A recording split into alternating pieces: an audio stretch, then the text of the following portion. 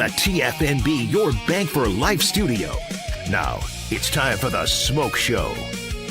Presented by IdealMRI.com. Premium quality MRIs, convenient, affordable. That's ideal.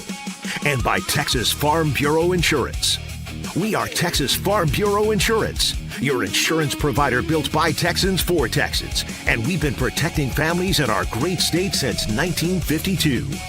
TFNB, your bank for life, serving Central Texans since 1889. It's time for the SMOAK Show on 365 Sports with David SMOAK and Craig SMOAK.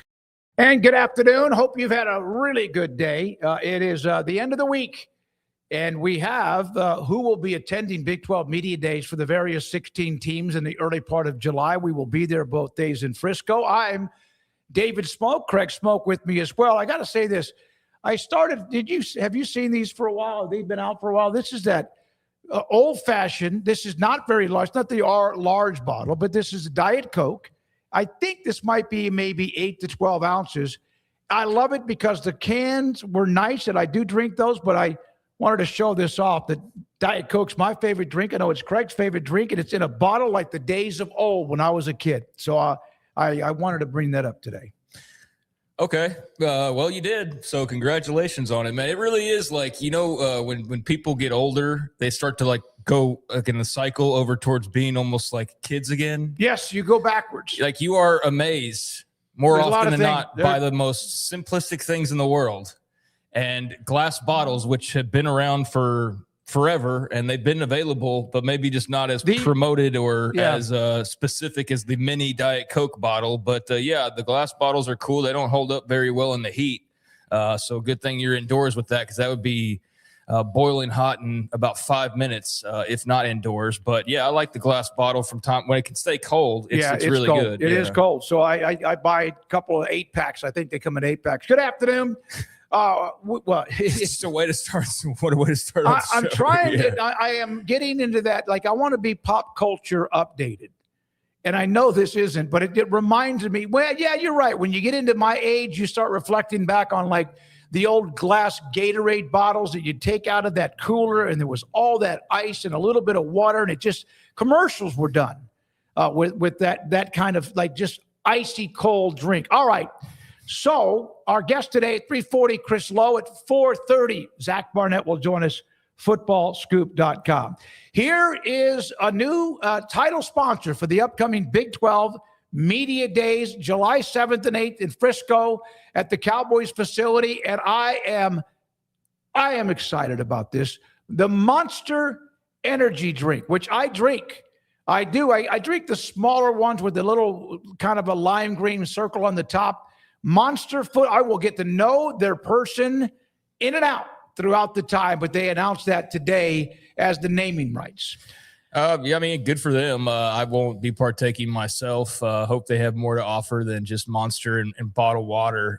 But I think it's good for the league. I mean, look, it's more of us talking about sponsorships and advertisers for these people to be making extra money, and they certainly need it, as we've outlined multiple times. So I don't think it hurts to slap something else on something else. And in this case, Media Days, they've had sponsors in the past. So Monster, the big one this year, and I'm sure there will be, for those who imbibe, plenty of offerings there in Frisco. So you'll not even probably have to pack some. You can just I guess the first day you may need to check out the scene, but for the Monster drinkers out there, the Big 12 will likely have you supplied for a couple of days up there near Dallas, and keep you energized while you're interviewing all these coaches and players. And I guess a little bit of money in the Big 12's pocket is a good thing for them. Not sure what the deal entails, but okay, cool. All right, so here are the names of the players. We're not going to go over all of them, but we'll throw up a couple of images that Rez and Garrett have put up, so you know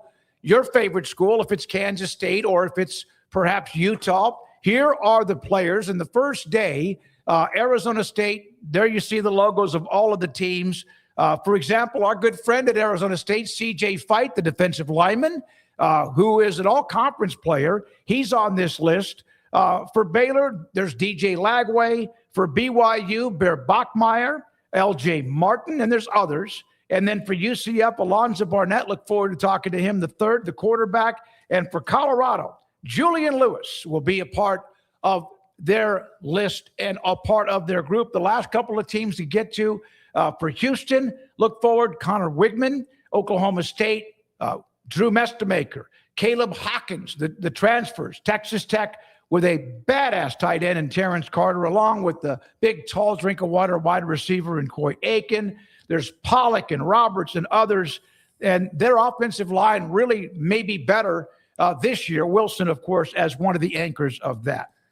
So do we need to start putting a limit on the number of players teams can bring? I think so. Jeez Louise. Well, it used to be usually you had 3 or 4. Sometimes somebody would bring 5, but hey, the more the merrier. Is 7 for Arizona State on that list for them. So that way maybe the one person doesn't get worn out, although we know who we're going to probably want. In fact, we'll make those requests here pretty soon. Yeah, I mean, it's fun to look at. 6 players I already know, and everybody who's been there knows what it looks like by the end of the day when the quarterbacks are still being interviewed, and there's like the 2 or 3 guys who are not as well known that are sitting there at the podium by themselves, just like waiting for the day to be over with. So, yeah, I don't know how much play all these guys are going to get. Is that 7 guys for Arizona State? Yeah, that's what I said. Yeah. 7? Yeah. Okay. I hope there's double the media there that there normally is to accommodate all of these players, or else there's going to be a lot of sitting around. But, I don't know what got into everybody this year to feel the need to, like, really go above and beyond with the number of players they're bringing. But for the coaches and the players, it's a cool opportunity to go out and do a little adventure and promote the club and promote the school and promote everything that you've got going on that you're excited about in 2026. So not complaining from that standpoint. There will be plenty of options. I just feel like that's a lot of guys that people are bringing, when it used to be like at most 3, and now we've got teams with 7 alone. So yeah, there's going to be most of the Big 12 is going to be in attendance here in Frisco in a couple weeks. And looking at that list, I mean, CJ Fight, I'm sure we'll talk to. His mom and dad will be there, as they always are. Fantastic people out of East Texas. Yeah, I mean, I'm sure we'll talk to a couple of Baylor guys and hopefully get a Drew Mestemaker. I mean, Bear Bachmeyer will be cool.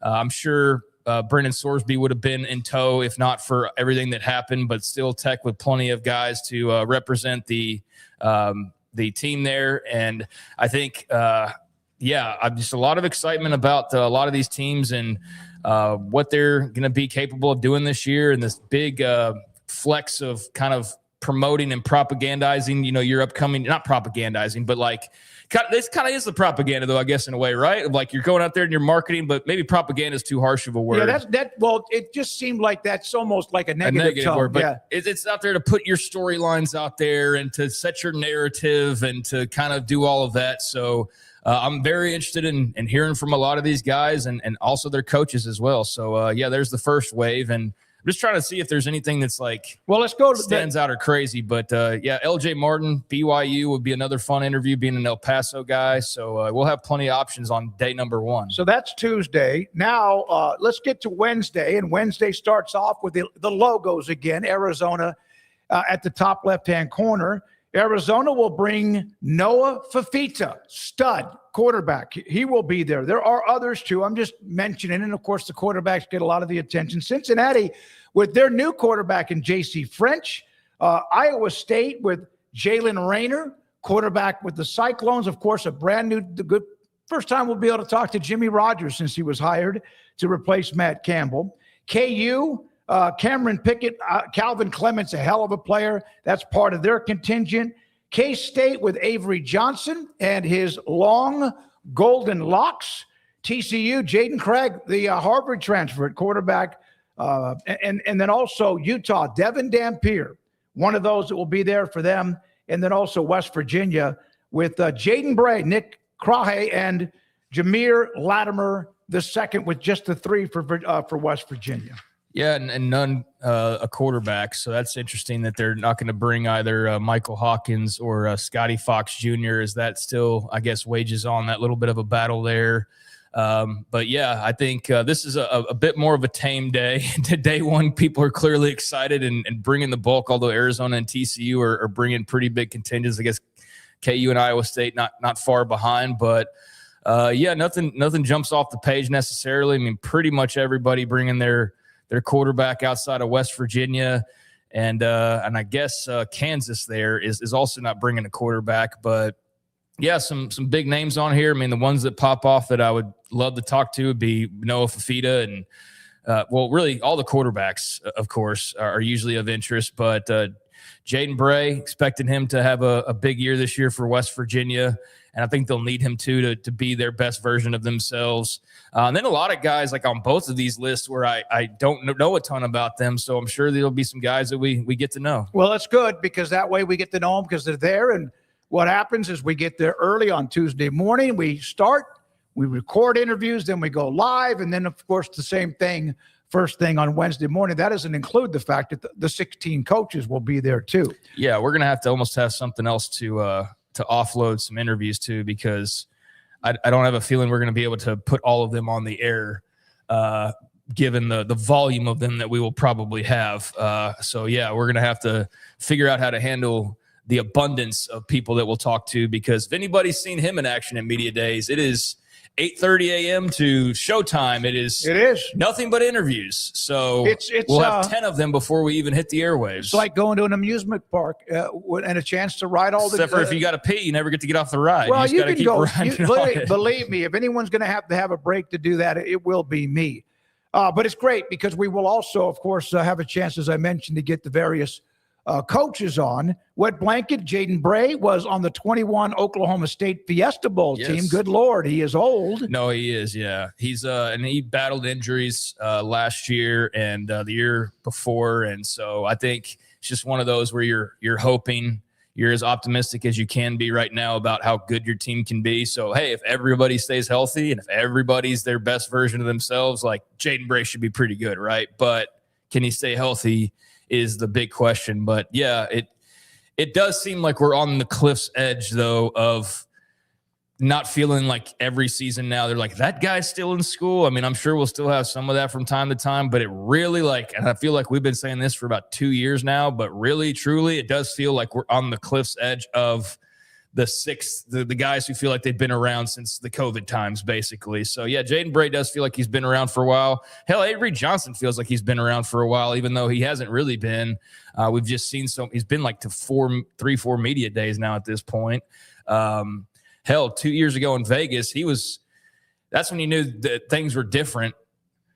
I don't know about for you, but Vegas media days is when I really noticed when Avery Johnson, and I'm not singling him out, it was a sign of the times, but NIL really hit, and there he is, and he's got what I assumed was like his girlfriend, but regardless, his agent person and like another person was there, and I believe it was his girlfriend, and like he's walking around, and you would have thought he was on Radio Row at the Super Bowl, not at Big 12 Media Days, because he's sitting there with like his contingent of people. Yep. So that's how it's partially changed, but it does feel like he's been around for a while. I hope Jaden Bray, getting back to that, can stay healthy, though, because I think, again, him being at his best is a big deal for West Virginia to be at their best. All right, so here's a couple of notes. Here's something that our good friend Dave Bartu, who's in Canada on vacation this week, but he put this out.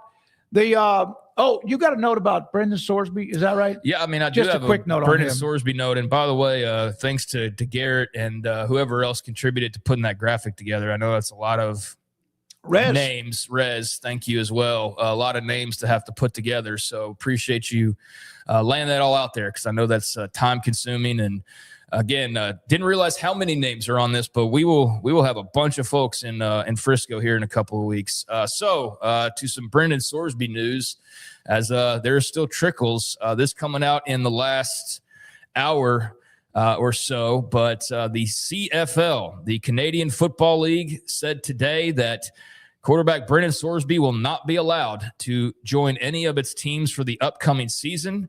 The CFL said in a statement to USA Today, upholding the integrity of the league and ensuring fair competition are paramount to the CFL. The allegations involving Brendan Sorsby are serious and concerning. At this time, the CFL will not register a contract for him, and no team will be permitted to add him to its negotiation list. So he had never mentioned playing in Canada, but obviously since he can't play in the NFL, you wonder what his options are. So I think we're going to see him, and if we're going to see him at all, in the UFL. I mean, they're the ones who's, I always forget the guy's name, but who's like commissioner or whatever, had a Photoshop Sorsby photo like the day the news came out that he wasn't going to be able to play college football, or the day he announced he was going to just walk away. The UFL was like, here's you in this, I guess it was like the Renegades jersey or something. So seems as though they'd be open for it. But yeah, CFL says they will not allow Brennan Sorsby to join any team or play in the league this year because of the allegations and the integrity of the league. So there you go. The Canadians have weighed in and will not be joining the Brennan Sorsby. Are they sweepstakes? I mean, at this point, no. Yeah, no. I don't think. I'm not trying to make fun. I'm just saying, like, I wanted to join the Brennan Sorsby, but it's not sweepstakes. No. 2026, the top 5 offensive play callers in the Big 12. I mentioned Dave Bartu. He is with CFB, College Football Analytics. Fantastic with all his stuff. And he's in Canada, but he gave me a nugget about this. This is his top 5 offensive play callers. Mac Leftwich at Tech at 1. Brennan Marion, Colorado at 2. Of course, he has joined Dion's staff. Aaron Roderick at BYU. KU's Andy Koltanecki, he's back. And then Colin Klein at 5. He did, of course, call plays for Texas A&M. He is at 5. There's the list. Craig, your thoughts? Well, I'm trying to read what he's justifying his methodology as. Ratings are built from play-by-play offensive unit performance on a per-play basis, adjusted for talent. Teams with average or below-average talent facing more talented opponents receive more credit for strong results than teams with superior talent producing the same results. Only play callers with at least 4 graded years are included in this ranking. Yeah, well, CFB Matrix definitely gets into the weeds, and that's some stuff that's over my head. I mean, I understand what they're saying, but as far as putting all that together, that's why I'm glad that there's people like them to do that, because I wouldn't have the slightest clue of how to even begin. Sure, Mac Leftwich at number 1. I mean, Texas Tech had a pretty salty offense a year ago, and he's got a lot of talent at his disposal. Yeah, Brennan Marion, I think that's like the one reason above all else you're excited about Colorado this year and what he can do with Julian Lewis and company.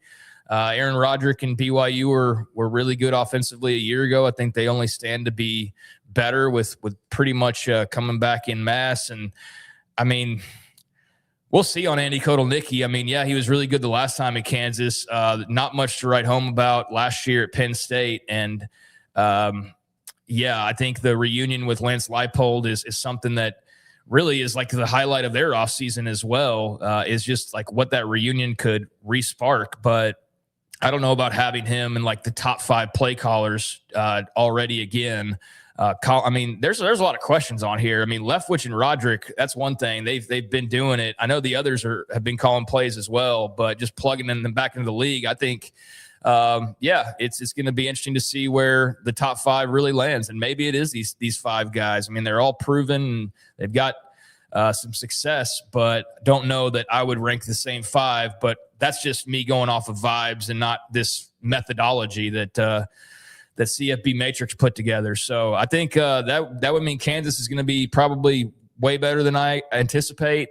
I think everybody, and probably Colorado as well, if Brennan Marion's the number 2 play caller in the Big 12, then they're going to be way better than I have them on paper to be. I think everybody else probably is still about the same outside of Kansas.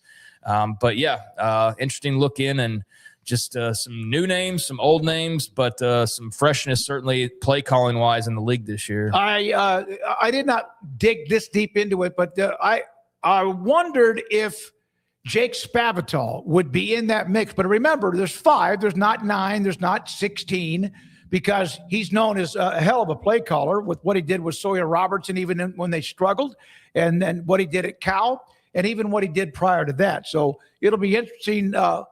When we dig into that deeper, we'll start to look at who isn't on the list, other than the fact there's obviously 11 programs that are not represented there. Here's the note about Mac.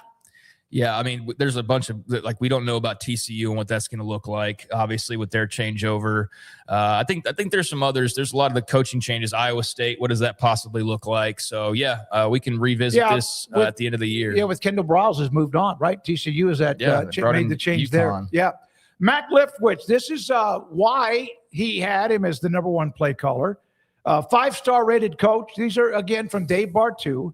Progression of his units play in his first season at a new program, improvement of his units play year over year from the time when he arrived, all sorts of good numbers, average instant impact, career average year over year progression, scoring efficiency, and more. We know they put up big numbers last year. The defense got a lot of the credit, but Texas Tech's offense was also very, very efficient. So there's a little note about Mac Leftwich at Texas Tech as the number one overall offensive play caller.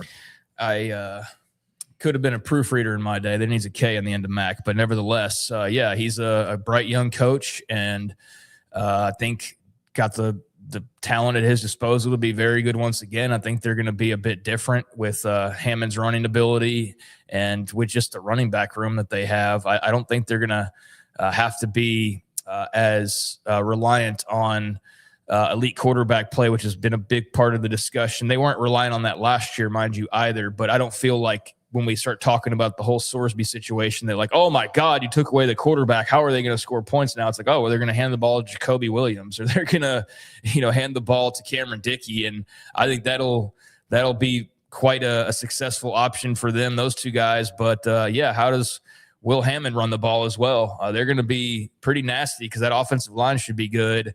And then the throwing game, I mean, we'll see with Hammond, but I think you like what you see there, and there's a lot to explore and further improve upon because we haven't seen him just game after game after game over the course of the season. But they've got a ton of weapons. They've got the blocking up front. They've got the play caller. They've got the everything you want, basically, outside of just the original guy they had in place to be the quarterback. But beyond that, I mean, yeah, there's not a lot of holes in this offense. And he's a guy who I'm interested to see how long he's in Lubbock for. How many teams have already come calling just after 1 year there. It was a great hire by Joey and company, and I think he'll be a guy that we hear a lot about moving forward, especially if they continue to just, get into the Big 12 title picture or win it and get into the playoff. And they've got a lot of reasons to believe this offense this year could be better than last year's. All right. Chaz Coleman, incredibly talented player. Tennessee, we heard back and forth. Even Josh Heupel, others have made comments about them. They've tried to treat him. He is a phenomenal player, an edge rusher. He and Tennessee, at least for now, have parted ways. He is not at this time a part of the team. Now, I saw a note at the end of this story by Chris Hummer that it's not completely dead, but at the same time, man, they have been more than patient with him. The kid is not a bad kid. One Tennessee source telling CBS Sports and Chris Hummer he's just got some personal issues to get through right now. He was ranked as the number 7 overall player in the 2026 cycle, but he has not been a part, I think, of anything with the Tennessee football program since the early spring. If I've seen 10 stories on him, 9 of them have been about him being basically not a part of anything and medically AWOL or just AWOL. Didn't mean to say medically, but the medical part you left out there is that he's been medically disqualified from the Vols roster is what the reports are. So, yeah, he, according to who would I see that? Like 11 Warriors, which is an Ohio State site, but I saw them have that on 3. I just looked it up. They've got that as well, that Coleman's been medically disqualified. So, yeah, he's going to be kept on scholarship as part of the medical dismissal. And as far as the rest of it goes, it's all, I guess, up in the air. Yeah, he's homesick, feeling pressure. I'd heard that before. Suffered a head injury at unknown point at Penn State. As you mentioned, the health part of it, medical part of it, lingering vertigo symptoms, which is, I've never had it. I know a couple of people who have had it, and it is just nauseating, and you want to just get in a fetal position. And then also, it's a sad situation from a quote from somebody within the Tennessee program. Nearly, at least the estimates, is he got $2 million in the portal from Tennessee.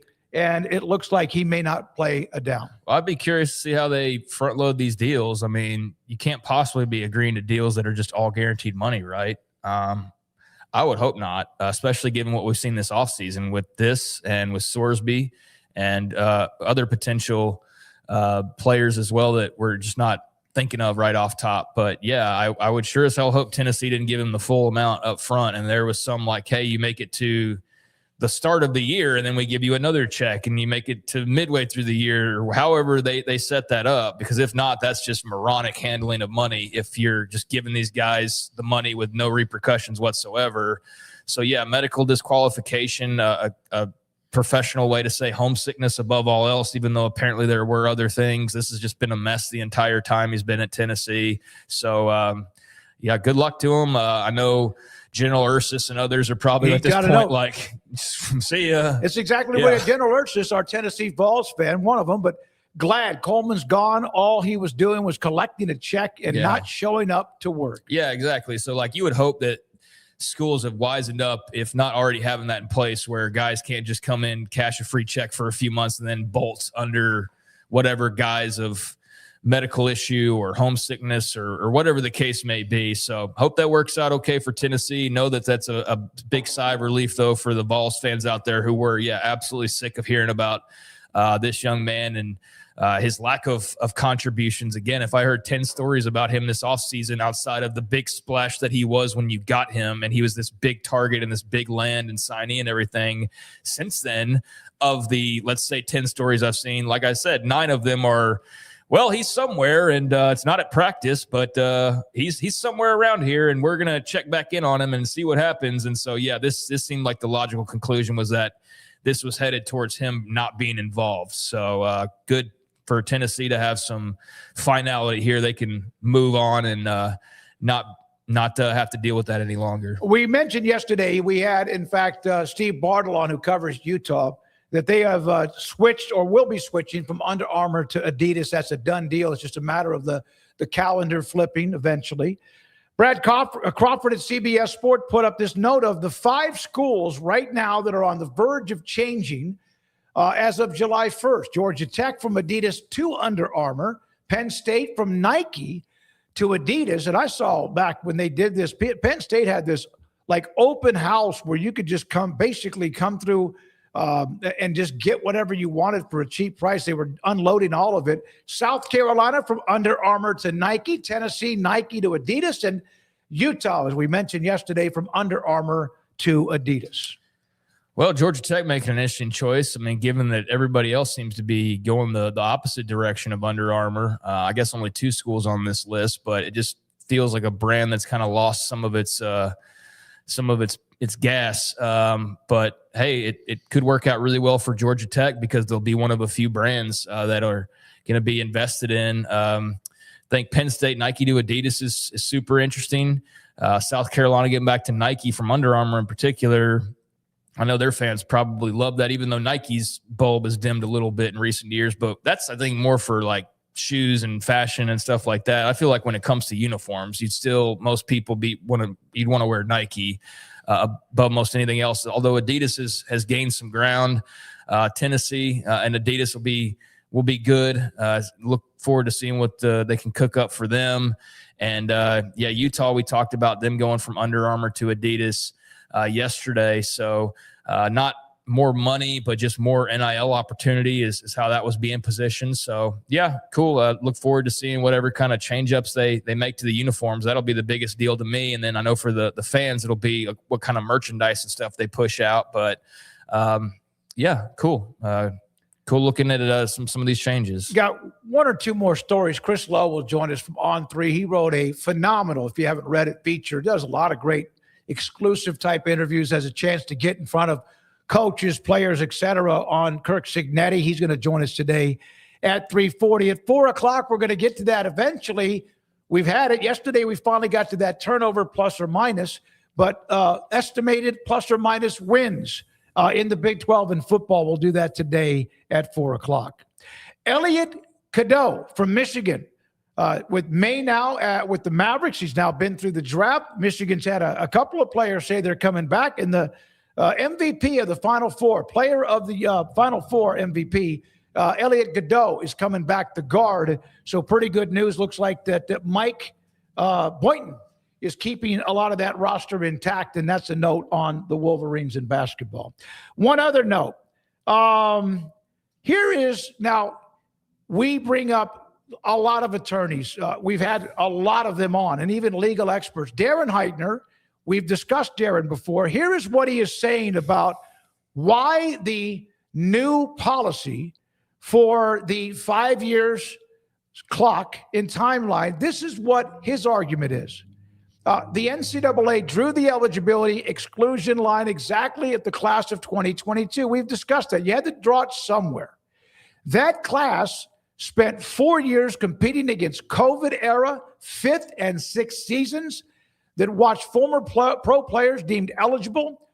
Why we are fighting. And then he goes down the list of everything because of what they have been through. They were like in a bubble. And yet again, it is something that you have to draw the line eventually. It's almost like there was a draft when there was a war. You had a draft. I remember my brother, Robert, he got letters every once in a while. Thank goodness he would have gone, but eventually the draft ended. Eventually things change. So I know what they're doing because right now you can sue the NCAA and win a lot of those lawsuits, although they had a big win yesterday. And so he wanted to put it out of why that class of 2022 seems to be excluded from what all the other freebies seem to be. Yeah, I think the military draft's a little bit more serious than this, but I sure it is. But eventually there was an end date to it. Yeah. But I'm sure the lawyers were swirling for that as well. Yeah, I mean, it's Darren Heitner, so he's obviously very knowledgeable when it comes to this. I think the part about playing against 5th, 6-year people is valid, but now people you're fighting for are going to be 5th-year people that then the class behind them has to deal with the 5th year, right? So, I know it's not as extreme as the 6th, 7th year, the COVID people. That's a valid point that he makes there. I like how people capitalize the real big words to grab people's attention. Excluded, inequitable, but news. I know how you feel about a lot of these attorneys. Some of them are great people. They're fighting for their clients. And I know that Heitner has gotten under a lot of people's skin especially the last couple of years. Because what I don't like about it is it's not so much Darren, is every time there seems like there might be something that makes sense, he picks it apart pretty quickly. No, I just find it funny that it looks like YouTube clickbait is what I'm saying. Like inequitable, to make sure we see that word on there. It's like he's trying to play the algorithm on YouTube. I'm surprised it doesn't say shocker or something along those lines, because everything every day is the end of the world. We've got to fear porn everybody to death. So that's just what it reminds me of. And like I said, he's got a valid point about the COVID people, but then he immediately gets into, they lose financial NIL revenue sharing. Yeah. And so will the class that happens after this or the class that happens after this. I think he does have some good intentions. I think most lawyers do have a slice of themselves that is definitely for the kids. I also think they're lawyers, and I don't believe that they're all in this just for the greater good and kumbaya and trying to do anything other than stuff their pockets and win their case for their clients. So, yeah, I'm not just going to go with the lawyer and be like, oh, yeah, sure, dude, you totally are in this for all the right reasons. And look, the NCAA is not the good guy either. So is this a bad decision? I haven't sat down and really thought about it too much selfishly. I just want to see some rules for eligibility. So I'm not concerning myself like he is with the volleyball player who is going to miss out on $10,000 in NIL. So he's looking at it from a different angle, the angle of making money and also making money for his clients. So yeah, this is a good reason to put out there as to why this makes sense. I think others can look at this and go, you'd say this the next year and the next year and the next year, and you'd find the new way to say that every single year. And so, yeah, it's somewhere in the middle. Maybe these rules aren't perfect, but it's got to start somewhere. And if not now, then Darren, will you agree that we start next year? Would somebody ask him that? So, okay, so it's not good this year, but the class of 2023, are we good there, or is there going to be a problem with that as well? That's what I would want to know. Yeah, I mean, there might be. Maybe something else comes up, but I'm of the belief that you have to eventually set a bar. a time, draw a line in the sand. And if it's unfair to some, then if that means it can be challenged legally, that's part of our system. But I look forward to when it's cut and dried. It may never get to that point. All right, 2 super chats from the first segment. The first one, super chat number 1 from the first segment. Shake my head, Tech fans think past performance equals future results. Thank you, retired stockbroker. And the second one from Kim Coulter. Everyone should fear the mighty Houston Cougars. They're the greatest of all time. There is a little back and forth. Kim, $4.99. Thank you, retired stockbroker. Thanks for your super chat, too. We do appreciate the little scuffle that's going on, little fan base interaction. Good thing these two teams play each other, and they play each other early on. I mean, we'll get to see up close and personal in week 4. Or no, it was week 3, right? Week 3, Houston and Tech, I think. So, yeah, we'll get to see that early on in Lubbock, and already been carved out as a Friday night game, I do believe. I've just gone over a lot of schedules recently, so my memory is a little bit fuzzier, but I seem to remember that being the case. Because that was sort of the bitch fit that Cody Campbell was throwing. Wasn't it the Houston game? Yeah, it's the third week. So that'll be a big audience. That'll be a big opportunity for both teams. If Houston go in there and shock the world and hand Tech an early loss, I mean, I think that'd be the story maybe of that entire weekend. If they're able to do that, I think they're going to be really good. I think they're going to pick up where they left off last year, and our team that could definitely – if things fall the right way, find themselves in Arlington. And I think Texas Tech, despite the Sorsby stuff, is still absolutely the favorite. I'd say BYU's right there nipping at their heels. I'd say the rest of them, I mean, Houston's right there too. But I think Utah they have a lot of questions. I predicted them very high, but they do have a lot of questions compared to the others. So, yeah, that ought to be a great game, and we'll definitely have some bearing on the standings when all's said and done. Yeah, I looked up and down, glancing at week 3. We got a break here. There doesn't seem to be too many bangers, at least from what I can tell. All right, here is what is left of a Tiger Woods figurine. This is heavy duty stuff. This is nice. We have a show from earlier today where I got a phone call from Tom Barfield. After he was done with the show, he was walking away from the set, and I think he didn't collapse and have any kind of an attack, but he collapsed into the wall, knocked off my Tiger Woods figurine. And so I'm looking on Amazon or eBay right now to get a replacement, but I had to bring this up because I had to shame Tom. Yeah, I did. Yeah, he felt bad about it. It's a good looking mug for Tiger. Looks like Tiger got into a car accident of some sort. Well, Elin got a hold of that 7-iron, but this is from when he beat Bob May in that famous PGA championship, and he's pointing. So there's the head. He's pointing right here is when he was pointing at the putt when it went in the hole. And okay, I had to say that. Let's come back. People are fascinated by the broken ball. We will come back with that. Tom's going to die, but he was nice enough to call me and let me know because he could have just there was a lot of witnesses apparently from that as well. When we come back, we'll have Chris Lowe from On3 in his article on Kirk Cignetti and more notes from him on college football. This is the SMOAK Show on 365 Sports. Have you heard of the new IRA, the Insured Retirement Advantage? The Insured Retirement Advantage is a smarter way to help you achieve your savings and retirement goals, as it will help 3 things: create supplemental tax-free income stream. Secondly, maintain liquidity for other investments or business needs, and also protect your family in the long term, transfer wealth efficiently. It's a unique situation for clients who are financially strong, making a minimum of $150,000 per year and haven't yet achieved their savings or retirement goals because you might be putting some of it away, but not enough.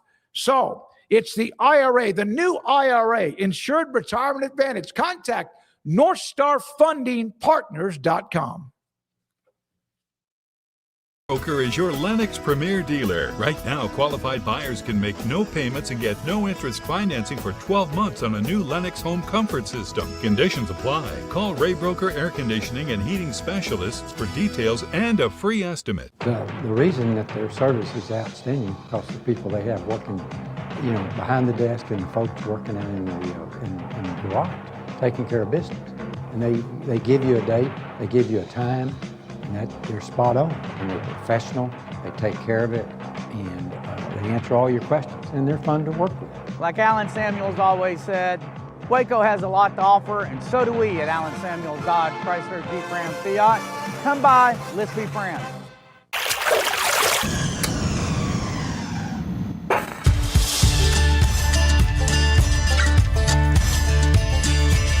Bold are the adventurous. Determined are the leaders. Faithful are the healers. At Baylor, you'll find your calling, your people, and your purpose. Dare to be you, indeed. It's time to compete against yourself, finding too many excuses not to work out combined with bad eating habits, and Waco Regional Tennis and Fitness can help reach inside your competitive soul. Discipline, getting results you've only dreamed about, personal training, group exercise classes, and even a tanning bed, world-class tennis facility, and pickleball courts and lessons available. Waco Regional Tennis and Fitness, spacious, clean workout rooms, free weights, state-of-the-art technology, weight training equipment, and no intimidation. It's time for you to react today, not tomorrow, at Waco Regional Tennis and Fitness on Lakeshore Drive in Waco.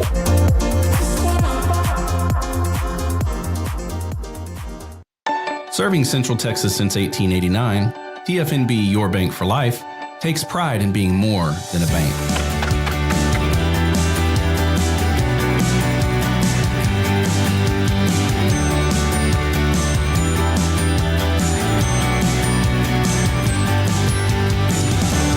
TFNB, we remain committed to these principles.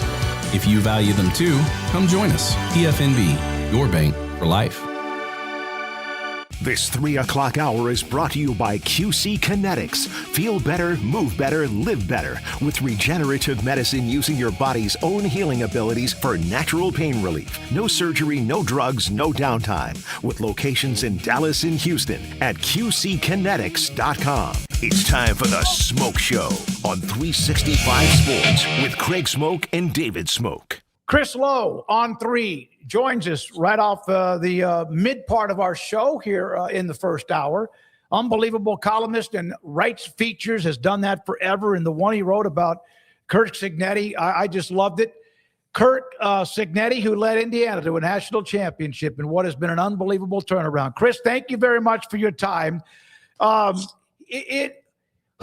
Who among all of the head coaches in the past that you've ever interviewed, hundreds of them, does he remind you of in any way? Well, a little bit of Saban. He worked with Nick for 4 years, but there's a lot of differences between those two too. And I think Nick will tell you, and Kurt will too, that Nick was pretty hard on Kurt when he was there, and that was the first part of Nick's tenure at Alabama. A little bit his disciplined and straightforward approach, maybe Bill Snyder a little bit, when Coach Snyder did another unbelievable rebuilding job at Kansas State would be similar. But those would be two ones I've talked to. And a little bit of Bob Stoops too, just in his sort of singular focus, straight ahead approach, not a lot of, no nonsense, not a lot of fluff, but Stoops would be another one if you talked about characteristics that remind me of Cignetti. Chris is a guy who's been all over the place covering college football for years. How much time did you spend in Bloomington previously for efforts and writing stories? And how would you contrast that to now being in Bloomington and seeing the way people are kind of in awe of this man and what they've done in such a short amount of time? For football? Yeah. 0. I've never been there. I've been there for basketball a couple times. Sure. But I've never been there for football. I've never seen a game in that stadium. I've never been there to interview anybody in the football program. So it was one of the things, quite honestly, I was looking forward to, was going there and talking to Kurt, being around the facility and the staff, and just sort of seeing, because you're right. When you go to Oregon and Clemson and Alabama and Ohio State and Notre Dame, you start to have this vision of all these schools, all these Taj Mahal facilities. And then you go to Indiana and see what he's done there. And they've improved facilities, and they're going to continue to invest to do that. They're going to do some things in the stadium, but their facilities still aren't on par with most people in the SEC or the Big Ten or even the Big 12 for that matter. But you know what? I don't think they're in an arms race to build, outside venues for the players or lazy rivers or putt-putt courses. That's just not Signetti and who he is. They're going to spend their money on staff guys. They're going to spend the money on players. I mean, his coordinators, think about this. Mike Shanahan as OC and Brian Haynes as DC have been with him going all the way back to when he was the IUP. They were part-time assistants for him, making about $10,000 a piece. Now Bryant's around $3 million and Shanahan's around $1.8 million. So his ability to keep guys around, to keep guys that matter, and retain not only coaches but players has, to me, been their secret sauce.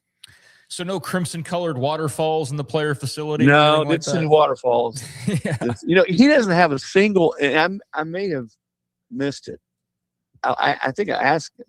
When I was in his office is very, it's not, you walk into Brent Venables' office at Oklahoma or Sark's office at Texas, and there's these really nice, big, huge, spacious offices. Kurt's looks like a normal office, but I didn't see one piece of national championship hardware in there. Trophy, rings, pictures, any mementos like that, which I think tells you a lot about him and where his focus is. I mean, he's certainly not as improbable as that championship was. Maybe to us, not so much to him. Right. He's not basking in that. He's looking ahead because I think he knows as well as his players. You talk to those guys coming back like a Tyreek Tucker, or Carter Smith, Charlie Becker. They know that the narrative is very much, well, all right, they did it one year. Maybe it was a little bit of a fool's gold. Can they do it again? Yeah, and I think that's what stands out to me, Chris, during the reading of the stories that, I mean, they could bask in it. They're not. They're not gushing over money and spending it frivolously, like you said. They're kind of like reinvesting it, if anything. But like what stands out more than that is like they don't have to do that because they've already proven that they can win the national championship without doing all that, right? Like some people say we need this and we need this to be able to do this, but they've just already done it. So it just seems excessive. But the fact that they're all so confident that this isn't some flash in the pan, like from the moment the season ended, it's just been this aura of we're just getting started here. As hard as that might be for people to believe, not as hard as to believe Indiana would win one in the first place, but there's no lack of confidence. I mean, kind of how do you feel about just the longevity of this thing and how much they are in this for the long haul? Yeah, well, Kurt's savvy enough and he's done it long enough to know that you got to continually evaluate what you're doing. You're always self-scouting and trying to keep up with the trends, especially now in college football, the way it's changed. I shouldn't say trends, but keep up with what you need to do to build your roster and have, a championship caliber infrastructure. And he's doing that. He told me, for instance, that his sort of approach had always been 45% of your money you use to retain players, the other 45% to go in the portal and get key guys at key positions, aka pass rusher, quarterback, cornerback, and then 10% to go sign high school players. But he says he's having to rethink that a little bit because the market now for your top high school players has skyrocketed, and you got to pay more. If you're going to get some of those guys, I don't think you're ever going to go see them pay millions of dollars for a high school kid who's never played. But there are a few kids in that state. They've done pretty well here recently. There's a receiver there in Indianapolis who's a 5-star that I think they'll probably end up paying more than they have since he's been there for a high school kid. There was gloom, doom, and despair. Oh, yeah, that's from Signetti to you. And I can imagine that he took over a program that was the worst in college football. He seems to have this amazing ability to believe in himself and also obviously a talent evaluation. But he's got a little smart ass in him, too. I'm not saying that was being smart ass. He was being real, but he's got a little bit of that in him, too, doesn't he? Oh, yeah, very much so.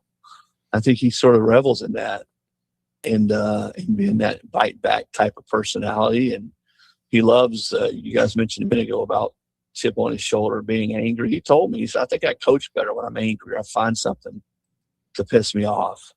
And again, you think your guys, he coached under his dad.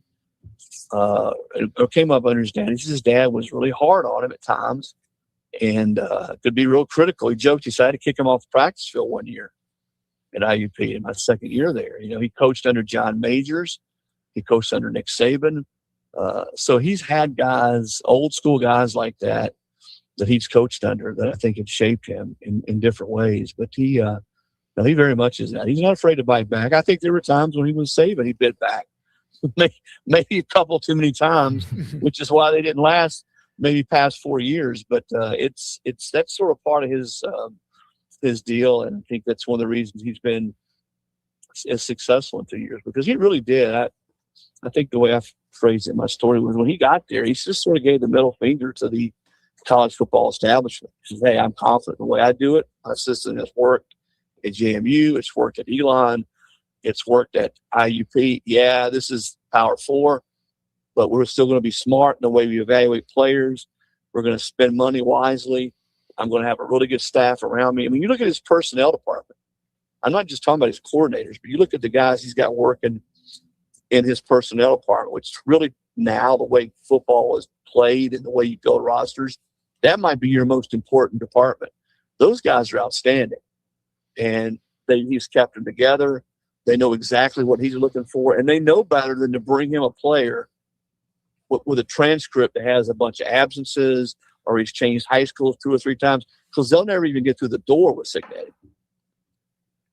Well, you gotta set the tone somewhere with that, and then sometimes there's some coaches that absolutely give anybody amount of opportunities because they believe in them, because you want to see a kid succeed. But I can see that, Craig. How much do you think Nick Saban marveled at what Signetti did last year? I mean, I know they've had interactions and seen him on TV and everything, but how surprising do you think that was even for Nick Saban?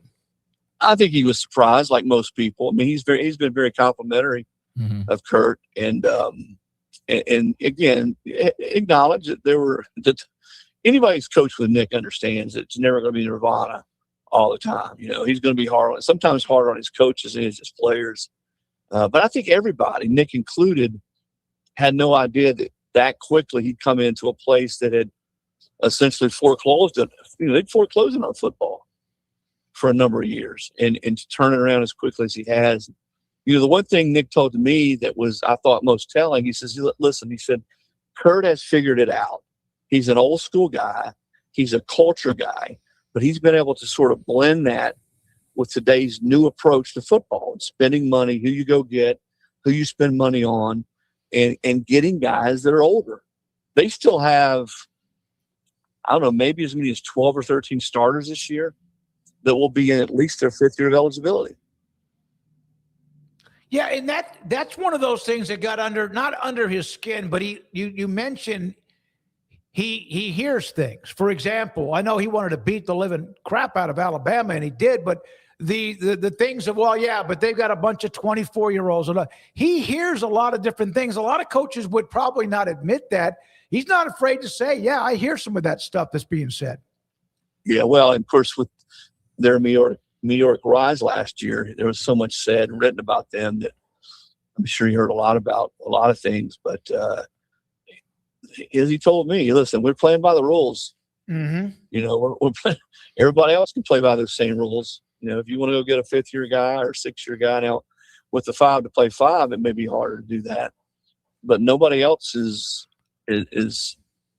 being told, hey, you can't do that, or you can't bring in this guy or that guy. I think the thing that is most, again, having been there and talked to him and his staff, it's most impressive to me is they don't just throw money around. Everybody talks about Mark Cuban.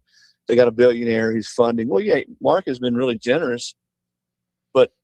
And I talked to Mark for this story. He said, listen, if they need X player or Y player and they need this amount of money, then I'm going to help them out. I think he paid most of the money to get Josh Hoover. I think they spent probably $4 million on Josh Hoover, the quarterback. They spent a lot of money last year on Mendoza. So they go and spend money in areas where they figure out they're going to need it. This is his 3rd straight transfer quarterback. They had Rourke and Mendoza and now Hoover. I think they spent a lot of money on a cornerback out of Penn State and some other guys. And they spent a lot of money on keeping guys. Carter Smith is their All-American left tackle. Mm-hmm. He could have gone to the pros. He could have gone to the portal. They're able to keep Tyreek Tucker, one of the top defensive tackles in the country. His fit ability. They've been very strategic and how they spent money and who they spent money on. Well, it's a great article, Chris, and they are certainly fascinating to see not only now that they've done it, but at how they're going to run it back. And Cignetti just, I think, is a great character for college football, just like a perfect kind of guy for college football. I did want to ask you while we had you, though, the Chaz Coleman news that he's been medically disqualified, will not be playing at Tennessee. I know it's been an offseason saga really ever since he came over from Penn State as this big get for the Vols. But your thoughts on that news coming out there today? I don't think anybody at Tennessee is surprised. I don't think anybody there in that building, coach, players, had considered him being a part of the team for 3 months because he just hadn't done anything. Mm-hmm. He hadn't been around. He'd been gone. He didn't participate. I think he might have participated in 2 or 3 spring practices, didn't do any of the off-season workouts. There were some things going on with him off the field that he just, it just didn't click for him. And I think this is one of those deals where there have been a lot of conversations between he and administration and staff there. And at the end of the day, I think both sides decided this is the best way to go. So we'll see. I don't know if he's going to stay in school, go to school, or if he's going to try to transfer elsewhere. He can't transfer elsewhere because of the no spring portal. So he'd have to basically wait, go to school, and then try to transfer after the next year in January. But I'm not surprised because I think from the get-go there was something that just didn't click for him and for Tennessee, which happens sometimes. But for Tennessee, this has sort of become a pattern. They spend a lot of money on guys now that I don't think they've gotten the return in some of the money they've spent that they expected to. Chris, that's one of the things about the transfer portal. I know you got to go, but the transfer portal, you can go get talent, but you got to make sure it's going to fit. And sometimes it does, and not for everybody, as you mentioned. Final question: is there anybody that, and you've interviewed, like I mentioned off the top, a bunch of people? Is there a coach you've never interviewed that you wish you would have had that opportunity and now that's not available anymore, or someone that you haven't yet interviewed that you look forward to on your radar? That's a good question, man. I'm pretty grateful for all the guys I've got a chance to sit down with, from Saban to Coach Bowden, Spurrier to, as I said, Bill Snyder. I spent some time out there with him right after he retired. So you're talking about somebody who's now retired that I never had a chance to interview? That may no longer be active, and unfortunately even worse, maybe not even around, but yeah. Yeah, I mean, I met Coach Osborne one time, Coach Tom Osborne, never had a chance to sit down and talk to him at length. He certainly would be one. I think, even though it ended, I know it ended awful, but Joe Paterno was one I never had a chance to talk to. The guys that are in the business now that I haven't had a chance, and I've been pretty fortunate to talk to most of those guys. And there's a lot of really good young coaches. I mean, Dan Lanning, I think, is outstanding. I really think that Kentucky had a home run with Will Stein, who was Lanning's assistant. So there's a lot of guys out there that are younger. And so it just depends on are they going to have the funds, or is their school going to invest to the degree where they can build a roster that you can win a championship. But Indiana's going to be a model for a lot of people. There have been a lot of people try to follow that model. I don't know if everybody will be as successful as Kurt was, though. Chris, final thing for me. I know that there's tons of storylines at this point in the build up to the season. Where does Lane Kiffin and LSU and just everybody wondering what that's going to look like and how that might implode or be incredible? Where does that rank on your, I guess, interest level of storylines heading into the 2026 season? So I'll start here. I think Lane will win big there. I think Lane will win a championship there at LSU. They're 1,000% invested. His track record, certainly what he did at Ole Miss, speaks for itself. I think he will win. He will get players. His offense, it always produces. His staff, keeping guys like Charlie Weiss Jr. I just don't know what's going to happen right away. And I think that the rub will be, well, why not? I mean, they're spending $40+ million on the roster. They're paying him $13 million. paying his coordinator $3 million. They go out and pay $6.5 million for the quarterback, Levitt. There's going to be an expectation for immediate returns. And I look at their schedule, some of the questions on their roster. I think they'll be talented, but transitions sometimes take longer than a year. So I could see, I'm not necessarily predicting it, but I could see if they were like 9-3 this year and don't make the playoff, there'll be a lot of angry people there on the Bayou that, hey, this is not what we signed up for. I think they will be very good, though, on his watch. And I think it'll be fascinating to watch this year how quickly that does or doesn't happen. Chris, thank you very much. Enjoy the weekend. We'll see you soon. Okay, guys. Take care. Chris Lowe with us from On3 on the article of Kirk Cignetti. Here's a couple of the notes on it. He hears all of the chatter about, they flipped the roster only because of this or that. And then he goes out and he knows where it's coming from. But that first day when he got on campus and was introduced, later on that night, he was at a basketball game and he made comments about Purdue and others. He goes, I was just so pissed at the hopelessness and prevailing attitude. By the time I got to that basketball game later that night after he was introduced, I was blanking livid. We'd won conference championships, been to the playoffs my whole career as a head coach, and you had these two worlds collide. I wasn't going to sacrifice the standard. I wasn't going to settle. I had to find out if the fans were dead or just on life support. I had to get them riled up, and that's when he made a pretty emphatic comment about the other teams inside the Big Ten, and then he went out and proved it the last couple of years. Yeah, I mean, I think it's one of the bigger storylines. I mean, we kind of ended on the Kiffin note there, and I want to touch on that again in a second. But how Indiana follows everything up, I mean, will be a really big part of this season. I mean, they're the defending national champions. I guess is it defending national champions or is it just reigning national champions? I guess it's more reigning national champions. Like when the Rangers won the unthinkable, won a World Series because they had gotten so close and heartbreaking didn't.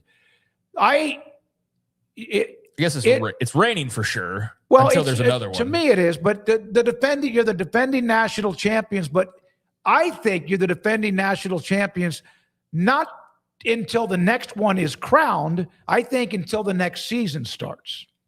Yeah, because you're not really defending your title per se. Once the season starts, you get down into the weeds on that. I've wondered that. This is kind of a minor thing. So I stick to reigning most of the time, of which, Indiana is the reigning national champions, and then how they follow that up. I mean, it'd be one thing if that was just the first year flash in the pan type of thing, but they had a really good first year and then had an even better second year. And now they can only top it by winning back-to-back national titles. And you lose Mendoza and some of these other guys, but you also bring a lot back to the point where, all offseason, it seems like anybody associated with Indiana, and not just out of like some blustery confidence or cockiness that's not really based in reality. They really think that they're going to be like really good again, and they could damn sure be right back in the playoff. And if they are, man, then I don't think there's a doubt who the best coach in America is. And you might already say that right now. I mean, we used to default to Saban all the time because he was. And then Kirby had his run and was kind of the guy taking that mantle for a while. And I guess there's been maybe another here and there that's kind of popped their head in, like maybe me.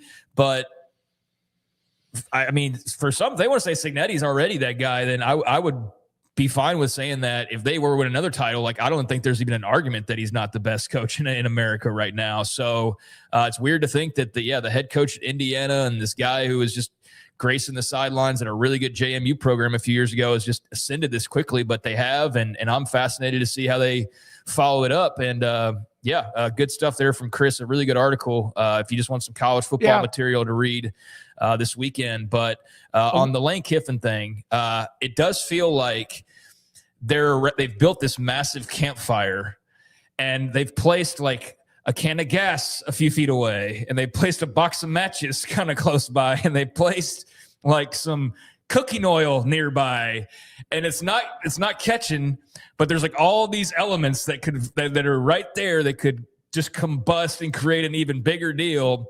Or they could just cook around the fire and make some hot dogs and s'mores, and it's just going to be fun and jovial. But there are some elements in play where if that flame goes a little bit too far over in this direction, then this whole thing goes crazy. And I think that's what's partially fascinating about LSU is that it feels very combustible, but it also feels like it's very much a great refresh for them, and you can't possibly be anything but excited, no matter how much Lane Kiffin's trying to like tamper down expectations already for this first year. I mean, when you go as high profile as he did and make the move the way that he did, to where that was all that was talked about there for a couple of weeks in the midst of a season and a postseason. I mean, yeah, all eyes are on Baton Rouge, and if you know his history, all eyes are on whether or not he can be the best version of himself and have the best teams he's ever had, or if he's going to be Lane. And that's just something we're going to, you don't go to LSU to be just good, or no, like you because of the history of what's great about this. No, but the question's not whether his motivations or whether he understands that. The question's whether he's going to be able to do that and whether or not he's going to be able to just not screw it up somehow for one reason or another. So yeah, that whole program down in Baton Rouge, that fresh coat of paint this offseason, they are already interesting year to year anyways. But, man, they are really going to be a fascinating week in and week out team that's going to have a huge microscope on them. Until Saban won the national title at LSU, they had been through a massive drought of not winning. They had a team that played for a national title in 1970. And then after that, I mean, it was a long time, just like Texas had their drought from 1970 until 2005, and just like Nebraska from 1971 until they started reeling them off. From 1997 to 2020. Now it's been, now it's 97 to where they are now. But Ohio State had, as good as they always were, they had a long drought of winning the national title until they finally did. With Kiffin, with Saban, Miles, and Orgeron winning, they don't put up with anything. It now has to be one of the top 5 hot seats of expectations. Oh, I think it's number 1. I mean, ahead Cincinnati is I think Georgia's up there, and Texas, I think Ohio State, Georgia, and Alabama. I mean, it's like doing any of these lists. Who are the top 5? Texas and Georgia and Ohio State and Alabama for what? Anything basically. Or obviously it fluctuates a little bit. Notre Dame or whoever, Oklahoma. But I think Sark this year in particular has got a big bucket of expectations, and I think he's only put more water in that bucket with some of the offseason comments. Certainly Kiffin at LSU is right there near the top. And I think, I think like the SEC in general, this whole Big Ten thing, just kind of trying to break that 3-year streak. There's pressure on those guys. Not necessarily that you feel, but that you just, is kind of there in the background. But I think Indiana is fascinating, trying to just roll it back from a national title. I mean, we've never seen that. We have no idea what that looks like. They have no idea what that looks like, but they have a guy in charge that makes you believe, damn it, I'll do it again. Like, watch me, I'll do it again. And you're not going to doubt him. You might doubt that the team will be as good, but you don't doubt that he can do it, like, at this point. And then, LSU with Kiffin and so on and so forth. Like, we're at that time where we've been talking about a lot of these things, but we are getting awfully close, and it's just exciting to think about what this is going to look like in live practice on a Saturday here in the next 3 months, where LSU's down late to whoever, and just or Indiana's on the ropes to maybe take their first loss in forever, and I can't wait. As soon as they lose a game, there will be that. That's it. It's over. Or LSU just goes on a tear and they just kick ass and take names, and Lane Kiffin's the next prince of, king of college football. I mean, I doubt that this year, but who the heck knows? But the unknowns are what we'll know here pretty soon, and I can't wait. When we come back, we're going to look at the odds over under wins in the Big 12. We'll do that. Also, Zach Barnett, footballscoop.com, will join us today at 4:30, the SMOAK Show, 365 Sports. Thank you for watching us in YouTube, on the chat room, or otherwise. And then, of course, on my Twitter feed at David Smoke. This is 365 Sports. As the summer heats up, the deals are there for Allen Samuels, Dodge Chrysler Jeep Ram Fiat in Waco, offering sizzling savings, heavy-duty power. you've been looking for, drive home with a brand new 2026 Ram 2500 Tradesman 4-wheel drive Cummins diesel and get up to $10,000 off MSRP. Also, get up to $8,000 off for the brand new redesigned 2026 Jeep Grand Cherokee, the Laredo Altitude. New, bold styling, really nice premium features, legendary Jeep capability, and much more. And then also the 2026 Ram 3500 Laramie Crew Cab, legendary 6.7-liter Cummins turbo diesel engine.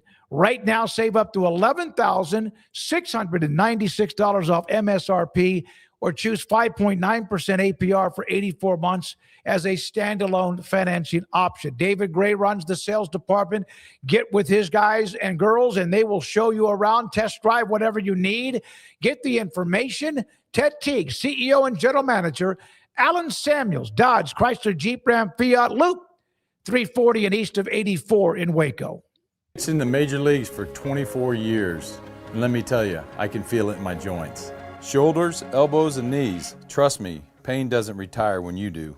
I tried everything to get rid of the pain. Nothing worked until QC Kinetics. Baseball legend Roger Clemens and other patients are getting lasting relief with QC Kinetics regenerative treatments. No surgery. I trust QC Kinetics. You should too. Let's commit to getting rid of all the pain. Schedule your free consultation today. QC Kinetics. Better starts here.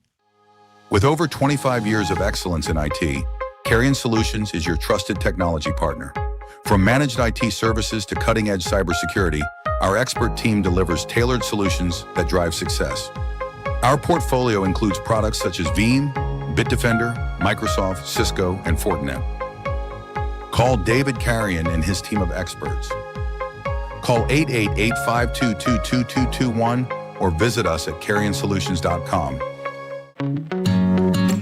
Established in 2007 and independently owned, Alliance Bank Central Texas is committed to helping families and businesses meet their financial goals. From their tellers to their board of directors, they know the importance of superior service and competitive products. Customers have confidence knowing that their financial needs are in good hands. It's your bank, Alliance Bank Central Texas, with 2 Waco locations, 4721 Bosque Boulevard and 191 Archway Drive on Highway 84, and at alliancebanktexas.com. Member FDIC and equal housing lender. Hello, I'm Camille Johnson with Camille Johnson Realtors. We specialize in selling residential real estate agent all across our community, and we love serving all types of families. We have been in business at Camille Johnson Realtors for almost 9 years, and I have been a residential real estate agent for almost 40 years. And we love our partnership with 365. So thank you for partnering with me, and thank you so much to all of my clients who have made our company a success.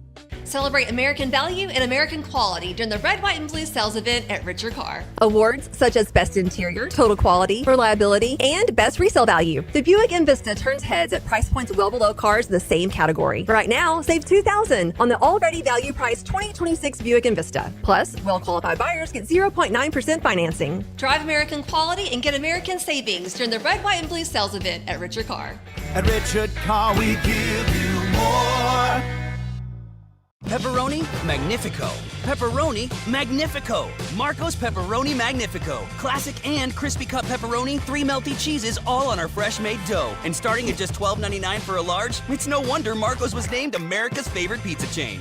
This 4 o'clock hour is brought to you by Stonewood Dental, your one-stop shop for your dental needs, specializing in teeth cleaning, fillings, crowns, sealants, root canals, IV sedation, extractions, implants, bridges, dentures, full mouth restorations, and bioaesthetic dentistry. Our priority is your comfort from the moment you walk through the front door. Stonewood Dental in Robinson, Texas. It's time for the Smoke Show on 365 Sports with Craig Smoke and David Smoke. All right, Big 12 Media Days, July 7th and 8th, we showed the names of the players who will be representing the 16 teams in Frisco on a Tuesday, and Wednesday we'll be there from start to finish. So there will be a lot of these. There's rankings with all the various media outlets. Craig's got all of his thoughts on all 16 programs and the conference too, and you do. But here is the latest on over-unders of wins in the Big 12 for the 2026 season. Bet MGM with Texas Tech still 3 clear of everybody else. This was updated after the Thorsby story, after the decisions, after the rulings, after he decided it was, he couldn't play college football, or others did too. So here we are at 11.5 for Texas Tech. No surprise. I think that's, again, just a sign of how much the Thorsby thing, as big of a story as it was, really wasn't about the wins and the losses part of it, at least not in the regular season. I don't think that's fluctuated a single bit with this story. I think maybe some individual opinions, and I've even thought about this myself for at least a little while. I was like, well, is there something that infiltrates the locker room and it causes a problem? Or is there just distractions galore, or like something along those lines? And I don't know. I think that's where Joey McGuire is actually one of the better coaches in the country, is the locker room and the culture and keeping the team together and doing all those things. And I think they'll be just fine post Thorsby. I don't think it's going to be some major distraction. I think the question is just, is Will Hammond going to be as good as everybody's saying he's going to be? Because at this point, we've already created a legend for this guy, that he's like some incredible player that's just, they're not going to skip a beat. Now, maybe if you're comparing him directly to Baron Morton, then okay, yeah, I can see where that's easier. But, Brendan Thorsby is a big, high-profile guy. And I know a lot of people don't think he was the end-all, be-all either, but there's just a lot of confidence in Will Hammond. And so if that confidence is warranted, and I think he showed flashes as to why that it is, then, yeah, there's not really anything to pick apart with this team.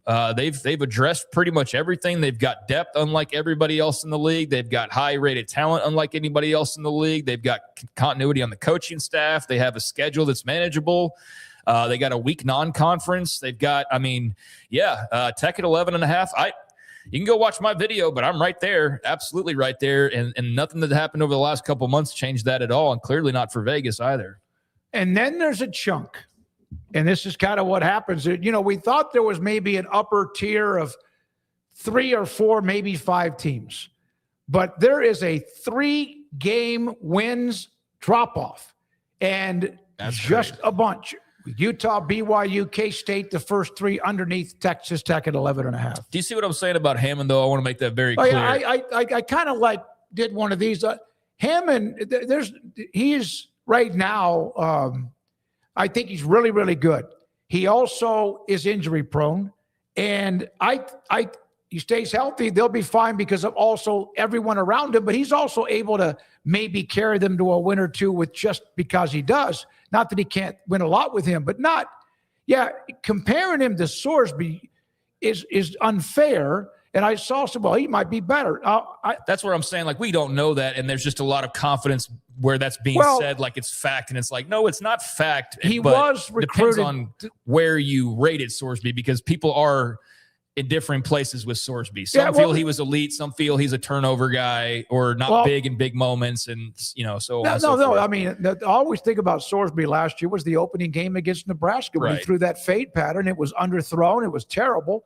And that happens. Those are guys who, one of the concerns is somebody mentioned in an article months back before all this happened, that he thinks he's good enough with his arm to be able to throw a football through a keyhole. Yeah, no, for sure. And I'm just saying that. And Hammond's got a gun too. Yeah. Yeah. If Will Hammond's as good as people think he will be, then there's not really much of any question about Texas Tech. I just wonder if he's that good right now, already. I don't doubt that he can be that guy, but coming off of the injuries coming off of, and we still don't know when we're going to see him exactly. That's just what gives me pause to say, what if he's not 100%? What if he, that's the wild card. But if he's as advertised, then Texas Tech at 11.5, that seems about right. And they're going to be really, really good. Now the cluster. Let's go back to the other 3 now too. Yeah. I'm glad you clarified. The cluster of 8.5 there. I think that's low for BYU, in my opinion, with all that they return. I think it'd be much more like of a 9.5, and I'm not some Vegas guy by any means, but I think that's kind of an easy call for me is over on BYU at 8.5. The other 2, I can totally see where you're in that ballpark. I'm in that ballpark for sure with Kansas State as far as like the ceiling being 8.5, but BYU, I feel like that's, definitely low for if they don't win 8 games or 8.5, they don't hit that. Then There's a reason why they did 8.5. Awfully disappointing season, but even 9 though, with what they've got coming back off of last year's team. The Notre Dame game in the non-conference might be one that, right now they would not be favored to win that game. But you lose that game, you don't play Texas Tech. I mean, maybe you have them losing Holy War, so that's still 10-2. So who else are they losing to?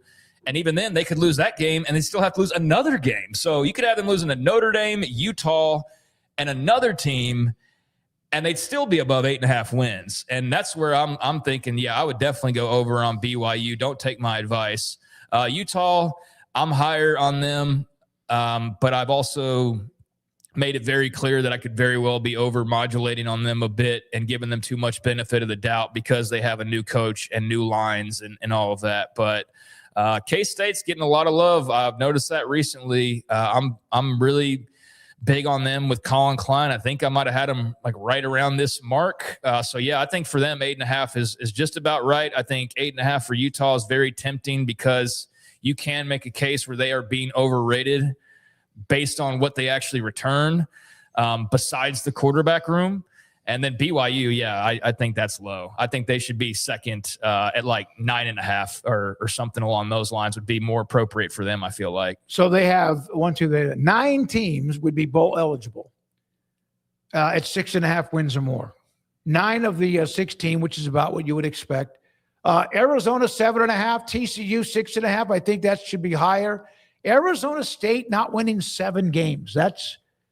They got some transition because of who they've lost with Levitt and, of course, Tyson, but they play without both of them most of last year anyway. I'm way higher on Houston than and I know this isn't like these are our predictions for the BetMGM folks. They're just trying to get you to bet on it. But, that would be awfully enticing to go over for Houston based on what they return.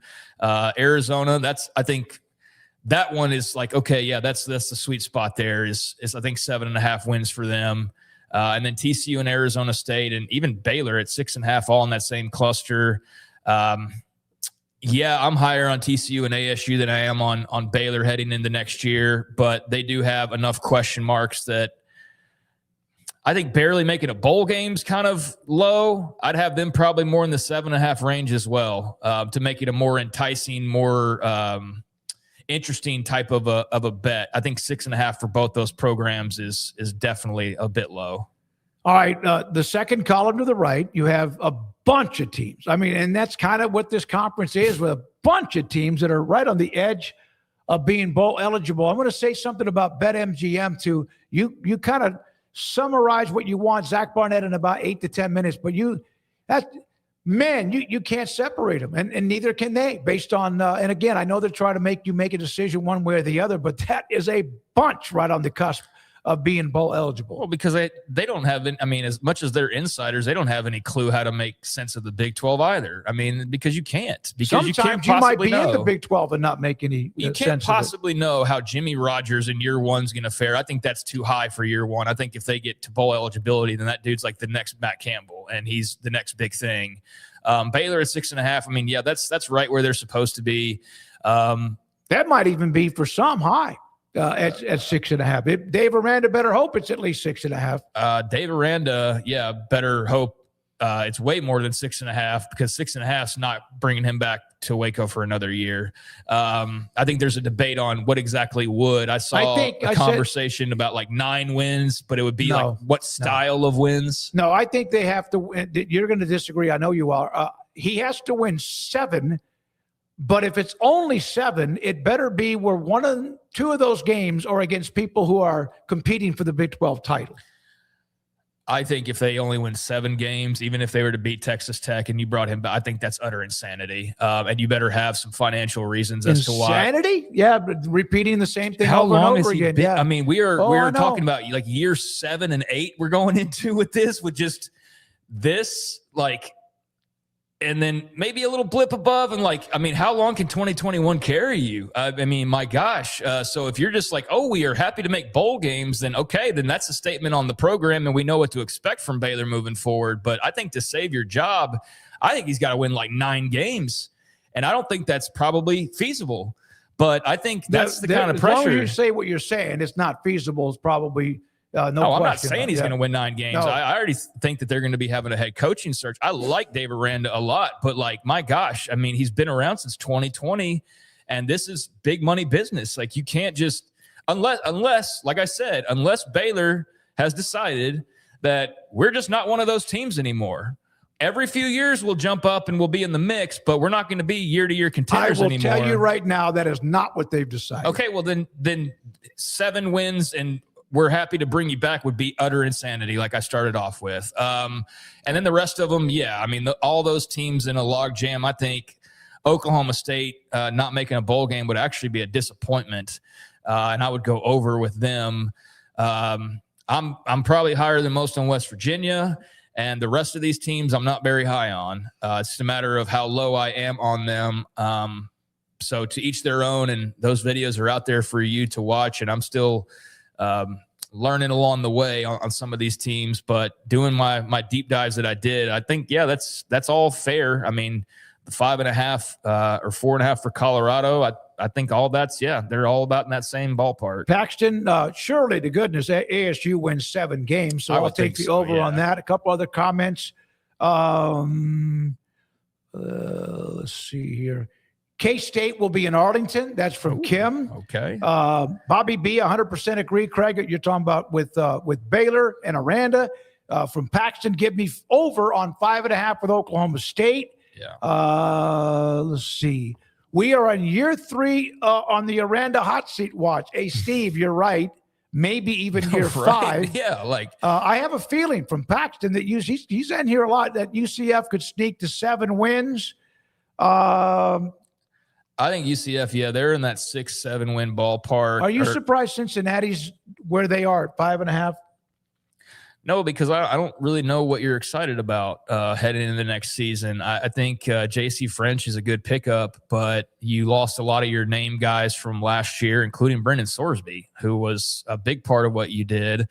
So I think that's actually pretty I think, no, like Cincinnati at 5.5 is actually about perfect, because I do think they're in the same category as Baylor, West Virginia. Yeah, that whole chunk. That whole chunk of right teams. column, they're all like, they might make a bowl game. They might not. But let's not put them at like 2.5 wins and make that an easy bet for everybody. But I think there's a couple teams you could put at like 3.5, and it would be interesting whether or not to go over or under on them. Kuz says West Virginia is winning more than 5.5 games. The improvement in the running game alone will let them get 2 more wins than people are expecting. Make one more comment, then I have something on BetMGM, and then we'll get a break.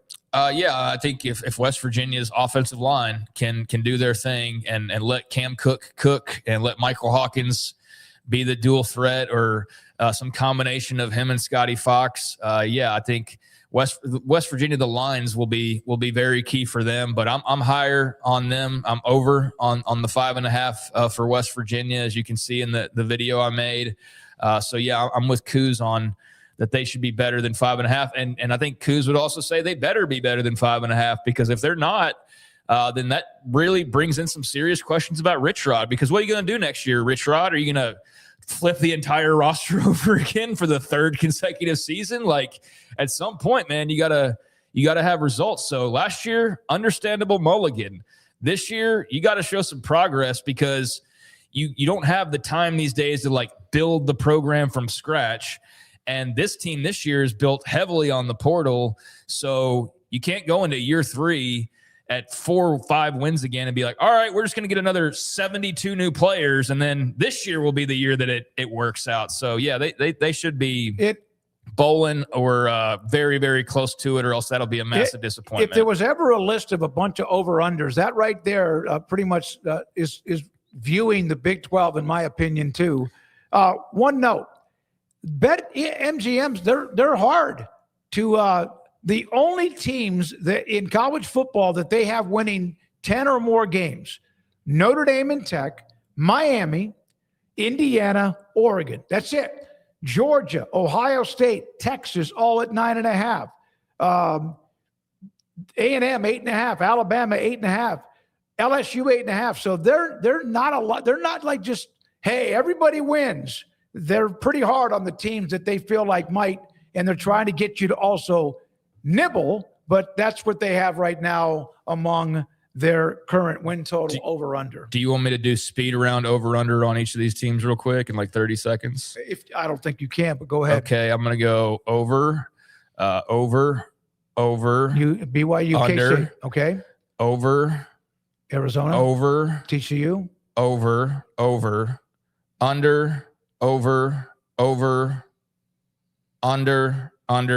Under. I think under and definitely under. Yeah. Under I'm not 4.5 for Colorado.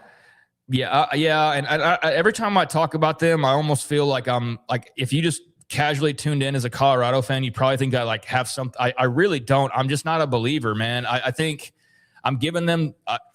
Brennan Marion could very well work, and if he does, then okay, I'll shut up. But if not, according to that one graphic we showed, he might be the difference that they needed and a spark that they've needed. But if he doesn't, though, then I don't know what you go out there in 2026 and you go, hey, no, or 27, and you go, we got a new court. Okay, we've done that. So yeah, they got a hit on Marion, and I have a lot of questions. Yeah. All right. You again, thank you for those who have made your comments available. If you want to email me, please do on your thoughts and suggestions and over under. We would do that too. I'll put my email up in the chat room in a second. Zach Barnett is next from footballscoop.com. Petty Clinic, lowt.com. Dr. Kent Petty can help you become the high performance man that you want to be, need to be, used to be. As you get older, upper 30s, 40s, especially a little bit older than that, 1 out of every 3 to 4 men have symptomatic issues of low T. Energy's not the same. Your performance, sex drive, even like any of that is not the same. That happens. And sometimes it can be that your T level is too low. Dr. Petty, contact him and his staff, pettycliniclowt.com. Tell them I sent you. They'll set you up to get your blood work, take care of that, get the results, get back in touch with you if you need a boost. He can provide that for you at pettycliniclowt.com. Petty Clinic Men's Healthcare in Woodway is now proud to offer you men an exceptional weight management body sculpting product called semaglutide, also known as Ozempic or Wegovy. Semaglutide is an FDA-approved weight management medication. Once-a-week injections of this powerful medication offers an average body fat weight loss of 20% within the first year of treatment. In addition to body sculpting, semaglutide also normalizes blood sugars and has the clinical research proof of reducing blood pressure, cholesterol, stroke, and heart attack risk. If you're like most men and you have stubborn fat that will just not respond to typical diets and exercise, then help is finally here. Semaglutide. Affordable, highly effective. Google search Petty Clinic Waco and reach out to the Petty Clinic team today for a free consultation with Dr. Petty to see if semaglutide is right for you. Go to pettycliniclowt.com.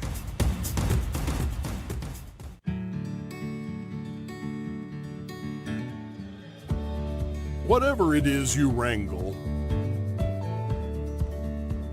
whatever seeds you sow, no matter what you nurture or what you choose to grow, at Texas Farm Bureau Insurance, we're proud to protect all Texans. When you play hard, sometimes you fall hard. Sports injuries require special treatment. At Southwest Sports Medicine and Orthopedics, our team of expert doctors provides athletes and active adults with comprehensive sports medicine care, diagnostics. Whether you're in high school, college, or beyond, we'll help you get back on the field. Call on the team physicians for Baylor Athletics. Call Southwest Sports Medicine and Orthopedics.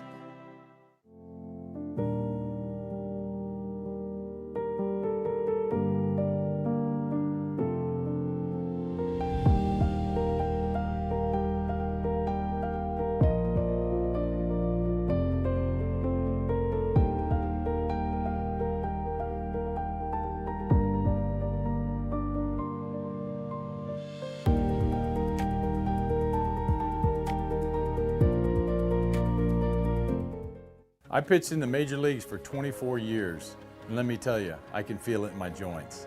Shoulders, elbows, and knees. Trust me, pain doesn't retire when you do. I tried everything to get rid of the pain. Nothing worked until QC Kinetics. Baseball legend Roger Clemens and other patients are getting lasting relief with QC Kinetics regenerative treatments. No surgery. I trust QC Kinetics. You should too. Let's commit to getting rid of all the pain. Schedule your free consultation today. QC Kinetics. Better starts here. From the TFNB Your Bank for Life studio. Now, it's time for the SMOAK Show. Presented by IdealMRI.com. Premium quality MRIs, convenient, affordable. That's ideal. And by Texas Farm Bureau Insurance. We are Texas Farm Bureau Insurance, your insurance provider built by Texans for Texans. And we've been protecting families in our great state since 1952. TFNB, your bank for life, serving Central Texans since 1889. It's time for the SMOAK Show on 365 Sports with David Smoke and Craig Smoke.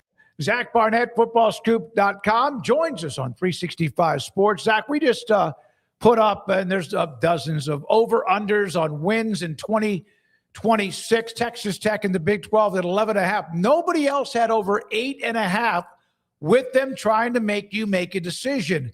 What say you? Who should at least be closer to 10 wins in an over-under? Oh, I mean, I've spoken on highly of BYU. I like them. And then obviously the coaching staff is different, but I like a lot of what Utah brings back. But I think the safest bet of all that isn't it going under the 11.5 for Texas Tech? I mean, to hit that, they have to go undefeated with a quarterback that's not currently healthy enough to play in a football game. Yeah, yeah. That's the magic of that number, Zach, is like, do you think they're still going unbeaten? And like, if I was placing so I did a prediction and I've got them right there, maybe winning them all just because I want people to go watch the video, but not too much lower than that though. Like, they're still in that ballpark regardless of everything that's happened. So do you think that, like, just what's more of the question mark to you, Hammond, or that this locker room's not going to have like anything seep into it? There's going to be no lasting effects from the offseason. Like, what makes you most confident that they wouldn't go undefeated? Not so much the locker room. I think Joey is as good as there is in the business at handling that end of that, and he'll have that team ready to run through a wall this season. So I'm not too worried about that. But number one has to be Hammond. Number one, is he healthy enough to make it through the season? Yeah. And number two, how good is he even really? I mean, the word out of Lubbock was if he hadn't suffered that ACL injury, he wouldn't have even Brendan Sorsby never would have even been a Red Raider, and he would have been someone else's problem. Okay, well, let's go out and see that. I think you're counting on him to get better without having a true offseason. And number two, I'm sorry, but I thought outside of Aiken, their wide receivers were pedestrian, and then on defense, you're asking a lot of guys to step up. I mean, when you lose the number 2 pick in the draft, that's going to hurt anybody. Yeah, no, absolutely agree with you on the Will Hammond thing. I was just kind of saying something similar to that of like, we've heard how good he is. They certainly have made it known how good they think he is. Like you said, he would have been the starter if not for the injury. But like now I'm like, okay, he's got a legend to live up to at this point, because man, he's made to be sounding like the next Heisman Trophy winner, and we just got to see him do that. So I think that's very valid. And you're also then, yeah, besides Koyakin, you're looking at Micah Hudson. Is he going to finally pan out, or how does Terrence Carter? I guess is going to be a big deal for them. But yeah, there's certainly question marks there. Yeah, and we spoke about this previously, but I think the temperature in one way has turned down in losing Sorsby, because anything short of at least making the semifinals would have been a disappointment for this season. You needed to take a step forward off of last season's massive step forward. It's about winning the Big 12, and anything after that is gravy. So every Texas Tech fan wants to go 10-0 in league play and win every single game by 30 points. That's not going to happen. But the focus is just going to be on hoisting that trophy on the first Saturday of December in Arlington. And so you just need to be playing your best ball at that point, and you don't have to run the table or anything like that for this season to be successful. So I know you guys had this story up. You wrote it on footballscoop.com. We talked about it briefly at the start of the show. Any thoughts on the CFL now saying, no thanks, Brendan Sorsby, we're not going to be involved? I mean, the story's died down for the most part. Now it's about like just his pro options. And after, the last week, those are now very narrow as well. Yeah, I respect Paul Meyerberg a lot, the USA Today story that wrote it. And my reading of what probably happened is USA Today reached out and asked if they would take him. And then the CFL certainly took their opportunity to kick Brendan Sorsby while he's down and make a grandstand. And there's no evidence that Brendan Sorsby had even shown interest in the CFL, and their season's already started. So this probably was never going to happen anyway, but it was an easy opportunity for the CFL to score points, and they certainly took it. But my takeaway is that, ironically, it took winning his lawsuit for Brendan Sorsby to actually face the consequences for this. If he had just simply taken the NCAA's punishment and not fought it, then he would be looked at differently than he is right now. And winning that lawsuit was actually the worst thing that happened to happen for him to get on the field this season in terms of reputation and certainly financially. The legal bills are in the seven figures. So he certainly lost by winning that lawsuit. Yes, by doing that. Otherwise, if he would have just been suspended, missed a game, 2, or whatever it would have been, there would still be a lot of like angst or whatever, but he would be able to play. He would absolutely be able to play. It's a very good point. I saw a note. We were going to run it. We're not going to do it today, about defensive projected depth chart production returning. Tech is at the top of the list, but I saw Oklahoma State, Zach, 3rd. And a lot of information about all the offensive players that Eric Morris brought in from Oklahoma State and elsewhere, but I didn't realize that they had done so much, how many changes they've made on defense too. Yeah, and I'm very optimistic about what Oklahoma State can do offensively in the Big 12. I mean, I think Drew Messamaker is a great story, but I mean, I thought if he really wanted to be, Caleb Hawkins could have been the belle of the ball at the running back in the portal, and Wyatt Young that could play for just about anybody at receiver. Defensively, I'm not so sure. I mean, I watched that team get pushed around by South Florida. Mm-hmm. The Tulane game was not super close because, again, they got bullied up front, and they were as good as anyone in that conference last season offensively, but defensively they still had a ways to go. So to think that those guys are going to level up and get better, I think if I'm an Oklahoma State fan, I'm shooting for, I think, 6 wins is an unbelievably successful season. Anything beyond that, I'm just a pig in slop. But if I'm Oklahoma State, I'm setting my margin at 6. I mean, that would be, Oklahoma State was one of the worst teams in the history of the Big 12 last season. To get to 6 wins is an unbelievable success. We were talking to Chris Lowe earlier about a story he had on Curt Cignetti. And, Zach, it's amazing that not only did Indiana win a national title and back-to-back playoff appearances, but here they are gearing up for a 3rd year, and there is no like stepping back from the confidence at all, and it doesn't feel like it's forced. It just feels like they truly think that they're just going to be capable of being as good, if not better. Where do you kind of fall on Indiana and any potential step back, and do you still kind of marvel when they get brought up at the fact that we're talking about them the way that we're talking about them, not just being a flash in the pan, the biggest flash that we've ever seen potentially, but something that's actually got some staying power to it? Yeah, it's interesting because we could do 3 segments a day on how strange it is for Indiana to be the big bad bully in college football, and it still wouldn't be enough. But of course, we don't get tired of saying it, and then people get tired of listening to it. But I wrote a column last month about how I viewed like 6 different way too early preseason top 25s, and every single one of them had Indiana at number 6, which to me told me that, hey, this is the highest and the lowest that I can rank them without anybody making fun of me. You didn't have anyone step up and say, you know what, they take a step back, I'm ranking Indiana at 20. And until the Athletic Stuart Mandel came out with his own ranking and put them at number 1, you didn't have everyone saying, you know what, this team's not taking a step back. I'm ranking them 1 or 2. It was just safely tucked away, non-controversially in there at number 6. So, I mean, I'm not surprised that Kurt Signetti is supremely confident. I mean, why wouldn't he be? The guy makes Dabo Sweeney's run to the top of college football look pedestrian by comparison.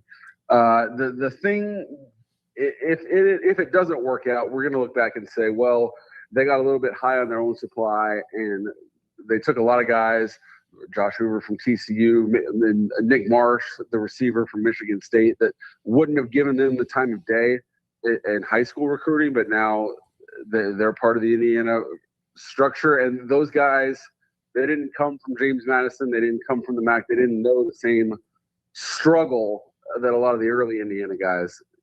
So maybe that the culture suffers a little bit of erosion. If they take a step back, it'll be that. It's not because this team's less talented than previous teams. It's still an amazing story. It really is what they've done. And he's got a little edge to him. Chris Lowe's article is fantastic, no doubt about it. So I don't know how much you followed. Bruce Feldman had an article about the top players in the 90s.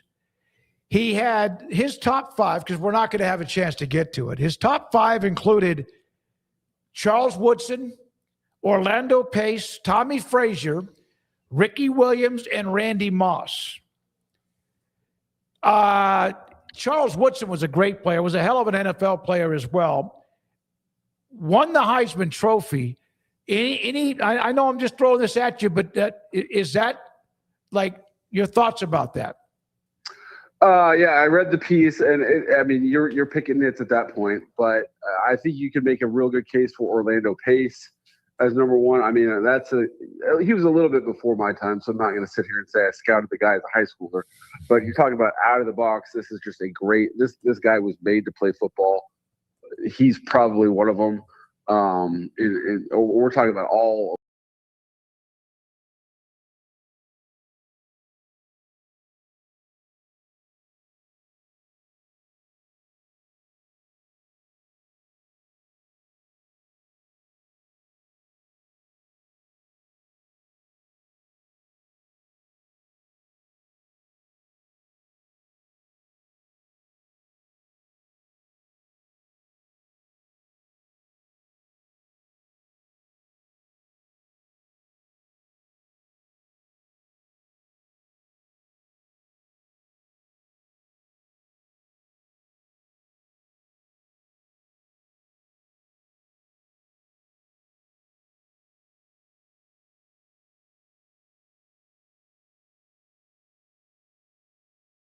You hear it and you're like, oh yeah, he did do that, but it doesn't really feel like it unless you're a Wisconsin fan, and then or a Dane family member, and then you're like, no, it does feel like it. But you brought up the 5 for 5. I don't remember if we've asked you about this previously, because I know it was sort of it was out there, but now that they're moving forward, there will be lawsuits, Zach, like anything and everything that gets decided in this sport that we love. But what do you think about 5 years to play 5?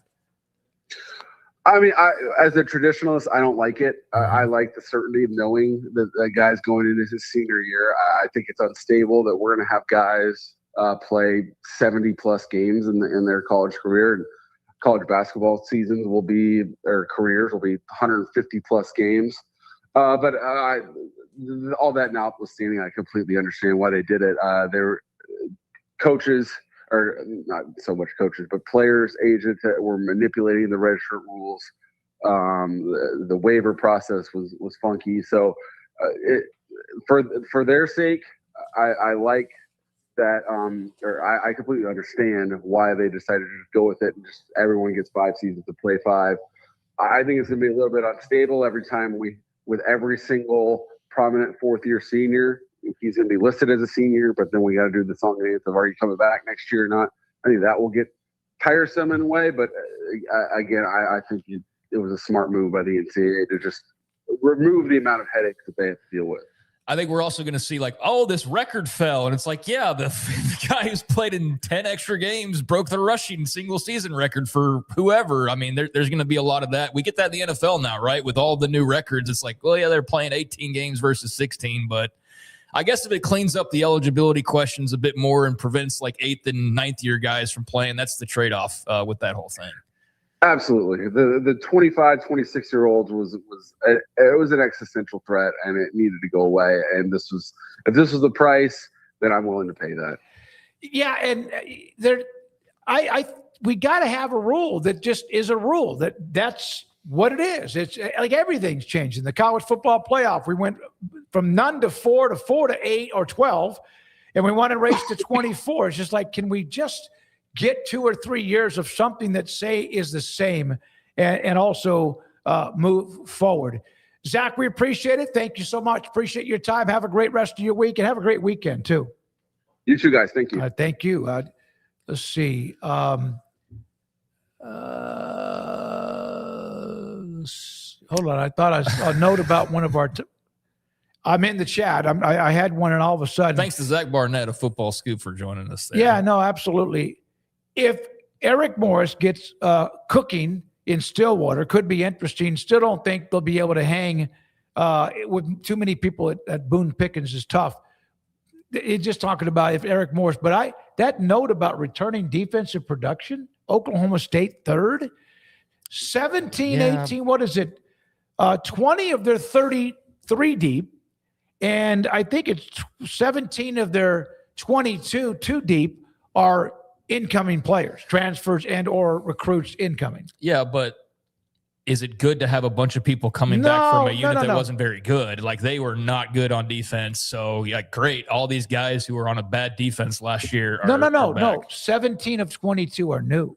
Oh, I thought you were saying returning. I was very confused of why you were promoting that. Like, I don't think that's a good thing. 17 of the 22 starters are the two deep, at least from our lads. We started talking about defense, and that's what I thought. So I misunderstood what you were saying there. But yeah, I think like that's one of those stats. It's just it's in the eye of the beholder to some extent, and it's also it's specifically who you're talking about, because there's bad teams that bring back a bunch of guys, so they rate highly on the returning production. But like, do you want to rate highly with bad returning production, or is the returning production somewhat young? So it might not have been great last year, but it's a big deal that there's a bunch returning because now they're all a year older and they all came back in mass. So like, that's why it just at first glance, it's a little bit more complicated, that kind of a ranking. But for them, I think new blood was absolutely needed, especially on offense. That offense was atrocious last year. And they could stand to replace every single player. And I don't want to be flippant, and I'm not obviously taking personal shots here, but they could stand to completely overhaul that, crumple it up and throw it in the trash bin, and then just start with a clean sheet of paper. And I think that's a lot of what Eric Morris is doing. That's what makes him somewhat unpredictable, but they will be a smoother operating and more well-oiled machine, particularly offensively, than they were a year ago, when as soon as Hoss Haney was hurt right out of the gates. Like, that just threw them for a loop and kind of just screwed them over from the get-go. I don't know how drastically different things would have been had he been healthy, but they would have had better quarterback play and maybe a couple more wins, and maybe things don't get so off the rails as early as they did, to where you're firing Gundy after losing to Tulsa. Like, maybe you beat Tulsa, right? And things don't change as drastically, but that is what happened. And they went the route that they did. And I think regardless of whether you would have had another year or two of Gundy or whatever, like, it's very exciting in Stillwater right now. Regardless of how it ended and everything, it's very exciting. All the talk about Eric Morris having a young coach, a guy who can go and identify some diamonds in the rough, as he's proven with a Drew Mestemaker or a Caleb Hawkins or a Wyatt Young, so on and so forth. There's 1,000 things I'm excited to see this year. Every team's got something that's interesting about them, for better or worse. And Oklahoma State and Eric Morris is certainly very high up on the list of, like, we all think he's going to be good, and it's definitely going to be better than the last couple of years, but how good, how quickly can it be? That's the big question. And so, there's a lot of excitement that's palpable in Stillwater right now. There was in that top 10 of returning defensive production included Kansas at 8 and UCF at 10. So that's from Cody Nagel from 247 and CBS Sports. So returning production. Yeah.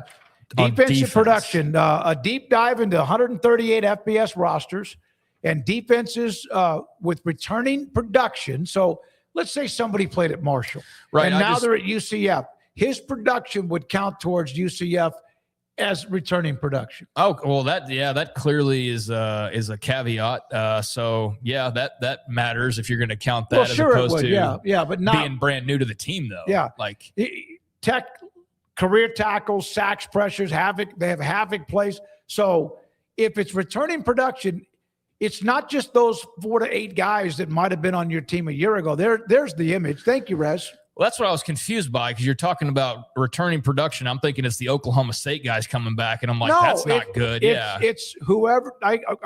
It's whoever is on your roster, no matter where they played last year. Gotcha. What they did last year, those stats now are returning production. Well, that's what I didn't understand, because that was like, why would you be excited about that? But for Oklahoma State, I mean, we'll see how that carries over. I mean, is there any bit of a drop off having a bunch of guys go from UNT to Oklahoma State? Is there any notable step up or transition lag? I don't know. I don't know that there will be. And if there's not, that obviously bodes really well for them. I mean, they weren't particularly known for their defense. It is about that offense and how much that can get cooking and how quickly, which I'm very excited to see that. So Texas Tech, Oklahoma State, KU, and UCF are in the top 10, all from the Big 12.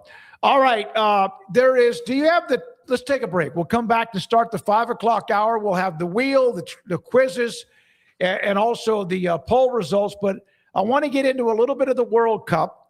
And then also a Baylor baseball player is in the running to win an ESPY. Kind of a unique story. We had him on back when the season began. Craig SMOAK, David SMOAK. We have Rez, Garrett, Logan, and Andrew helping us run the mothership, and we have you, which, of course, we appreciate your time. This is 365 Sports. It's time to compete against yourself, finding too many excuses not to work out combined with bad eating habits, and Waco Regional Tennis and Fitness can help reach inside your competitive soul. Discipline, getting results you've only dreamed about, personal training, group exercise classes, and even a tanning bed, world-class tennis facility, and pickleball courts and lessons available. Waco Regional Tennis and Fitness, spacious, clean workout rooms, free weights, state-of-the-art technology, weight training equipment, and no intimidation. It's time for you to react today, not tomorrow, at Waco Regional Tennis and Fitness on Lakeshore Drive in Waco.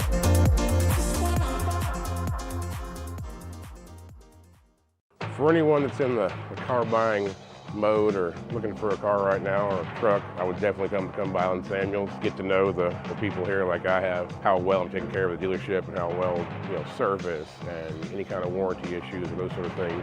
Because of the way they take care of me, it's made me a Ram driver. And so I don't think they'd want to go anywhere else if they came here. Like Allen Samuels always said, Waco has a lot to offer, and so do we at Allen Samuels Dodge, Chrysler, Jeep, Ram, Fiat. Come by, let's be friends.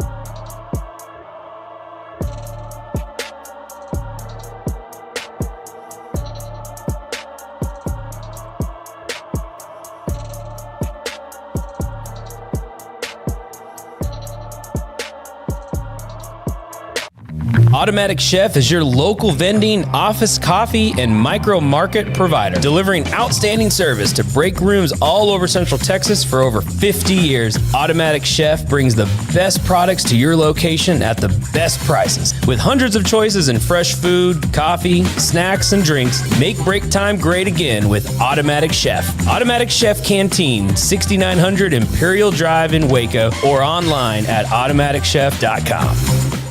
This 5 o'clock hour is sponsored by Edward Jones Financial Advisors, Ben Erlinson and Brad Wilson in Waco, and Cam Heathcott in Conroe, with an individualized approach to addressing your financial needs, including education, savings, planning for retirement, and protection strategies. Edward Jones Financial Advisors, making sense of investing. Experience the difference for yourself. It's time for the Smoke Show on 365 Sports with Craig Smoke and David Smoke. We alluded when we were on with Zach Barnett, the Bruce Feldman, theathletic.com. I reached out to Bruce. He's on a vacation up in New England. Hope he enjoys that. And he's earned that. But he did a top 25 of the 1990s. So my mind, I might remember more of the players in the 90s than I would even the 2000s or whatever. So I started thinking without getting initially into his list. And here again is his top 5. Charles Woodson did everything at Michigan. Orlando Pace was a phenomenal player. Tommy Frazier, unbelievable winner statistically. Kind of weird to try to compare him to others because he didn't throw the ball much. Ricky Williams, we mentioned Ricky, so did Zach and Craig, and then Randy Moss, who was just one of a kind, who eventually ended up having that career at Marshall. Who among that, Craig, if you wanted to just those 5, switch any of them out, would you do? Man, I don't know that I would really switch too much. Randy Moss is kind of harder to gauge because he did it on a different platform. It almost feels like being at Marshall, and not as much as I remember he was all over SportsCenter and everybody knew who Randy Moss was, but it was kind of like, but he's at Marshall, and that's obviously not where he started his career. But that's where he ended up. And that, to me, makes it a bit more difficult to kind of try to put him any higher than he is. And what a lot of people do is they look at his name and they also think of his NFL career, which has nothing to do with this list. No, and that's not how this works. It's the top 25 college football player list. So, I think Randy Moss is almost like if it's a question of who the best football players were, just in general, then Randy Moss is probably even higher than that. But top 5 just purely on college, I don't know. I'd have to deep dive onto that. But it's not as though he would slide to 25th or something. No, he'd be no. He'd be 7 or something maybe. But I mean, hard to argue. It's hard to kind of place an Orlando Pace, because you're just judging off the fact that he's on the list. I mean, because that's great. Of lineman, but I don't remember him getting a lot of Heisman love. Now, granted, he might have, and I just don't recall it because I was a little bit younger then. But he was a force, absolutely. So good to see the big guys getting their love too as well. He was the offensive lineman the year that Eddie George won the Heisman Trophy in '95, when Frazier, I think, may have finished second. I mean, I think one of the guys that's on the banner of Bruce's story was Peyton Manning. But again, how much of that are you taking as just college career and is versus what Peyton Manning turned out to be just in general, right? I think he's at number 9 in Bruce's rankings, so I wouldn't necessarily have him too much higher. Let's go to 6 from 6 to 10. The name I think of I thought of immediately. I thought of Charlie Ward. So there we go. Yep. But that was the name that jumped out to me, and not I think he should be number 1 or number 2. I just feel you could make a case for him being pretty high in this conversation. So he is at number 7. But I don't have a hard, I can't believe, because it's a ranking and it's subjective anyways, but I don't know. It's just, I think all these guys are all top 10-ish players, and I don't really have a strong belief that Champ Bailey should be above Ron Dane for this, that, or the other. Does that make sense? I just, I don't. Well, I'm not overthinking it too much. This is when they were in college. Manning was an unbelievable pro. Dane didn't do much. Ward didn't play college football, NFL football. Marshall Faulk, all great. Champ Bailey was great. So here's one of the arguments. So Peyton Manning's 9 on the list. And of course, he was the runner-up in the 97 Heisman Trophy. He ended up throwing for a ton of passes, over 11,000 yards, and came with a lot of credentials. Danny Werfel, who is also on this list, I think Werfel is at perhaps, where is he at? At 11 or so.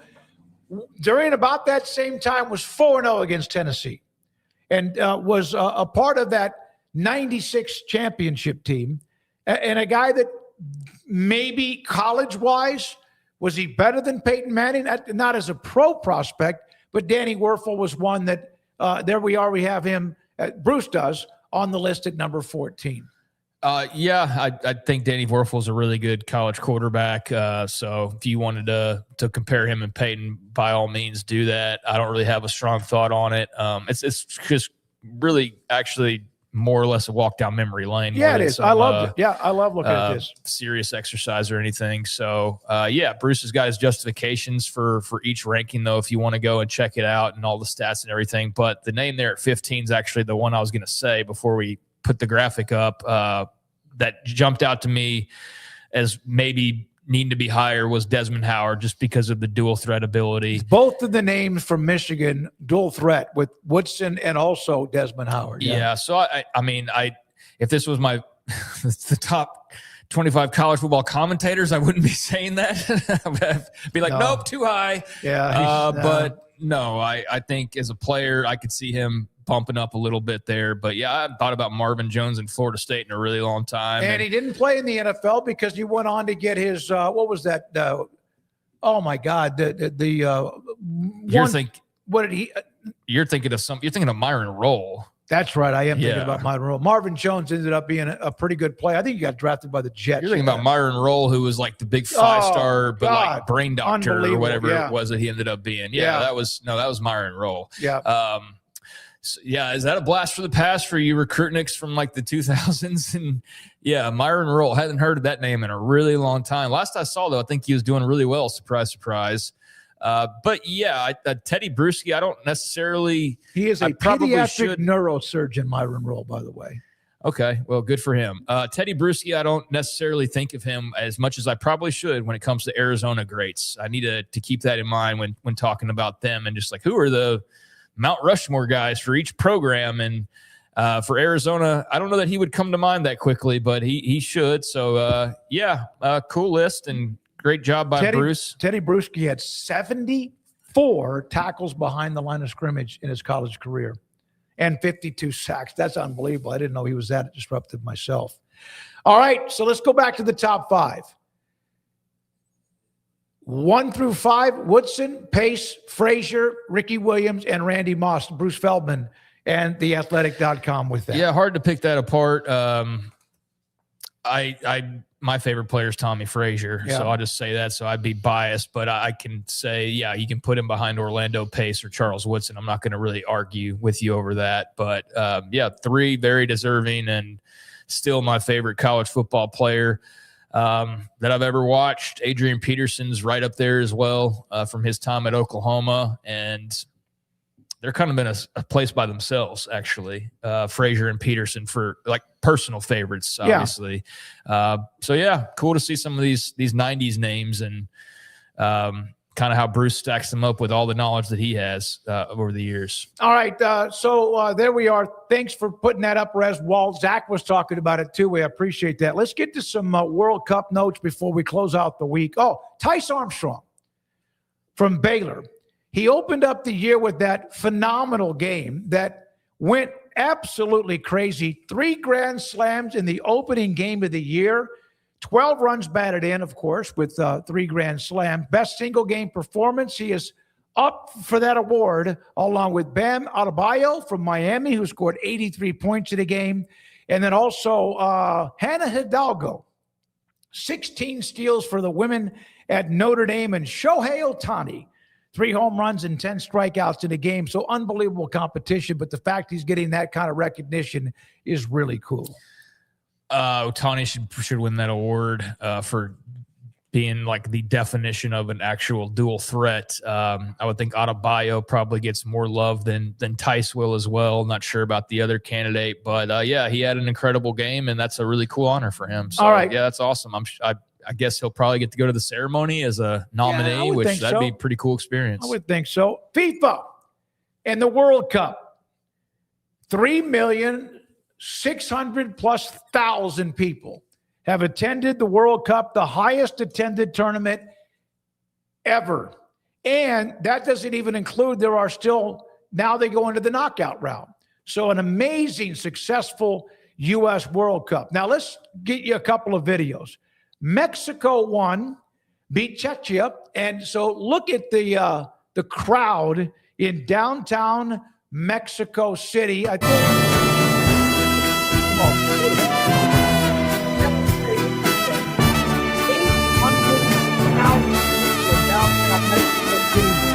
Celebrating their win.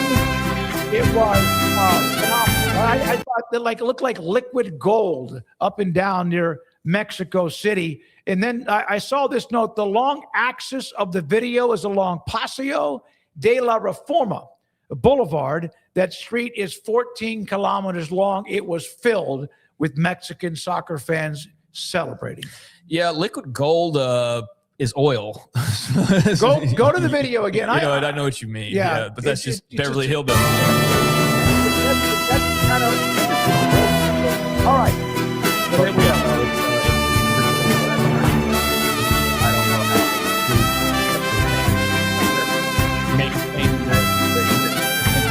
Maintain this massive humanity, but yeah, the Mexicans love their soccer. A lot of countries clearly do, as we've seen, including the Americans. Even though they fell short last night, it didn't matter in the big picture, basically. So we move on. But yeah, it's been really cool to see some of the celebrations out there, and the Mexicans know how to party for sure. All right, one other note and another video. I won't talk through it. I'll just pitch to it.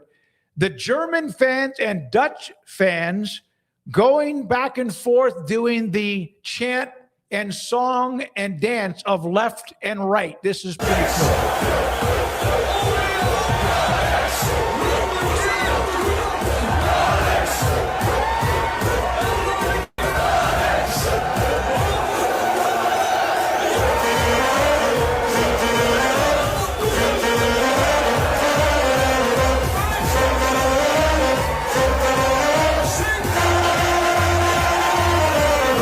All right. I got to tell you this, and I've said this maybe a couple of times. Watching the reactions of the fans throughout the world here, watching the World Cup in Canada, Mexico City, Mexico, and also the United States it's kind of given me some joy that they are enjoying it as much as they are. Yeah, and it's all over. I mean, they're in Mexico City, obviously, not in America. America's had some pretty good the Mexicans that we showed earlier are celebrating in Mexico City, but there's also up in Canada, they've had great crowds as well, all across America. So yeah, North America has done a great job, it appears, and it's been a lot of fun to see some of the crossover and everything that's come with that, and still got a bit of a ways to go. Yep. So yeah. The knockout. Have you watched more videos of people just being out and about than soccer? I bet you have. Yeah, because of Freddie, our buddy Freddie, the German soccer fan. Okay, one more note on this is a tweet that I saw from Amelia_tweets. Watching the World Cup has me asking questions. Do Europeans get issued 8 weeks of vacation, unlimited airline miles, and a trust fund at birth? Because every match I turn on, there seems to be 40,000 fans following their team to a different state or country on a Tuesday afternoon, while Americans are hiding in a work bathroom checking the scores. There are some reactions to that to kind of clarify that, but I just thought that was kind of a cute tweet. Yeah, I think, Amelia, you'd be shocked to know they've got universal health care in some places. They've got vacation days. They've got a lot of things that you would feel like America would probably have or would want to have that we don't. You'd be probably pretty shocked if you look into some of the things that people in other countries get. But I totally get this question in particular, because it does feel like, how the hell are this many people from all over the world able to afford coming over here with as ticket expensive prices, as everything is, yep. and the travel, the gas costs, the hotel costs, like whatever it is, like, yeah, how is Freddie a billionaire? How is he able to afford hanging around in America for an entire month? But I guess they just save up their money, and this is what they've been planning to do for a while, like any other big vacation you would take. But yeah, I think everybody's wondered the same for those who have been hanging around for a couple of weeks now at this point. So I'm sure there's just some rich people that are just able to do it. I got some reactions to them, and I'll read them. They're not tweets, but I'll read them, and then we get to the wheel. One of them was, why tweet this? Get back to work before your boss finds you. You're looking at largely two groups of people, and then some outliers and mix. Super wealthy from respective countries, and legit fanatics who save their entire lives and go to World Cups every 4 years. Here's another one. Amelia, discovering countries exist where they're taking off doesn't require faking your own death. They get 4 to 6 weeks paid vacation by law. Americans get the privilege of checking the score from work bathroom stall. Next question. Here's one more. Most Europeans get 6 weeks of paid leave. They can also take unpaid leave, often when planning, saving to carry forward to the next year. Their pay is less, but their housing, food, and especially health costs are so much lower. They have disposable income to do trips like this. Yeah, they're not paying for health care in a lot of places, for one. So take that into account and save up that over a year, especially if you've got family, and that'll help contribute to your World Cup trip. It won't be the only reason why, but yeah, there's definitely a lot of influencers, a lot of just celebrities that can swing it, and I think there's a lot of people that have been probably planning for this for a couple of years. But yeah, like there's trade-offs, of course. Like in England right now, they are boiling, literally, because it's so hot, and a lot of places don't have air conditioning. And so that's a luxury we have over here. In other places, they have free healthcare, and we don't have that. So there's trade-offs for certain things, but the just kind of learning about each other's cultures. And I think there's probably some Americans that have realized, like, wait, y'all get that? Like, we don't get that, but y'all get that. And then I think there's definitely some Ecuadorians or whoever, like from wherever, that come over, Kazakhstanis, that are like, wait a second, y'all got this on every corner, or y'all got that? And yeah, just the learning about each other's cultures and the positives, the negatives of it all is part of the fun of this whole melting pot. Kealani, Europe has different employment rules and environment. From Kim, they also pay 70% in taxes. In some of the European countries he's talking about too. Yeah, there's trade-offs. I mean, I think some people would probably gladly take the trade-off for more vacation or whatever it was versus taxes. So I don't know enough about each specific 100 and nearly 200 countries that we have, how it all works. But yeah, we've done pretty well for ourselves here in North America, and people seem to love it a lot more than people anticipated that they might. There was a lot of fear about the ticket prices, about the politics at play, about just the immigration issues, all the potential things that could have caused this to be a lot different than what it's been so far. So I'm glad to see that it's all worked out pretty damn well so far. And I say so far again, because there's still a bit of a ways to go. It has been, for me, just me, a joy to watch the reactions and how much fun people seem to be having. Yeah, you're not even watching the World Cup. Like, you're just watching fan reactions. No, yeah, I mean, I enjoy it. All right, let's get to the wheel, Rez. And I've done the Michelangelo. same. Like I've watched soccer though as a part of it, because that's the whole point of it. But yeah, I've watched a lot of that. I've followed Freddie and everything, and it's been awesome to see how much people have embraced certain things. Let's spin the wheel.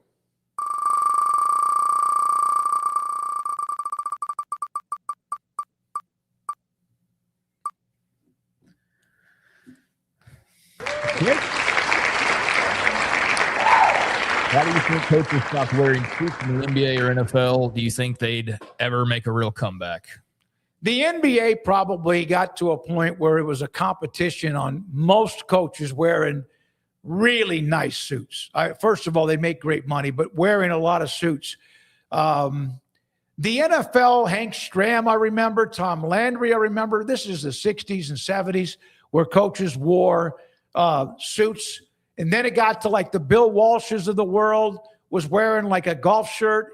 Joe Gibbs would always wear kind of a jacket, not a suit or sports coat, but a jacket. I kind of thought it was pretty cool. The NBA, I don't see that nearly as much. Well, I mean, would you rather be comfortable or not? I think that's one thing. You'd much rather be in some windbreaker and some sweatpants that look a bit more than just casual or whatever, athletic pants than being in a suit. So I think there's that. I think just times change. Things that were the same way in 1964 is not how it is in 2026. So I think just I think COVID came into play where everybody dresses down since COVID, basically not across the board, but I think fashion expectations went down a notch when COVID hit. Well, that's a great point, Craig. I think also you can't slap logos on. Do you want me to make my point, or do you have something to add to that? Finish. Okay. You're looking over here. So you can't slap a Nike logo on a suit either. So there's that. That the COVID bubble, I was going to add this, is what was otherwise a suit requirement by the NBA leading up until COVID. So it wasn't just that it was because of COVID. You mentioned that. Pat Riley's another one that got really nattily dressed. He was good with what he wore, but then it was a requirement. After COVID, they lifted the requirement. All right? Now, let's get to the quizzes. There's two of them. We got to go 1-0 to get to 2-0. The first quiz from Andrew Valade, this is yesterday. No, it's not. It's different. College football rosters look a lot different than they used to, according to On3's NIL valuations. Which player has the highest tracked NIL value in college football? I haven't seen this. I would feel like it's probably 1 or 4. I'm going to say Arch Manning. Does it take into account that he's not really taking as much as he could from the team? It's NIL value. I don't know if it's NIL Manning, like what he gets, because we know he gets a lot of sponsorships off that aren't even NIL related, and that allows him to use some of that for some of his teammates. I'll say Arch Manning. Yeah, that works for me. Arch Manning. There it is. Longhorns quarterback Arch Manning leads all college football with tracked NIL over $5.4 million, while other options trail closer behind, including Ohio State wide receiver Jeremiah Smith, 4.2, LSU's Sam Levitt, 4, and Oregon quarterback Dante Moore at 3, having one of the most recognizable last names in sports history certainly does keep the market hot. So Arch Manning with just over $5 million evaluation.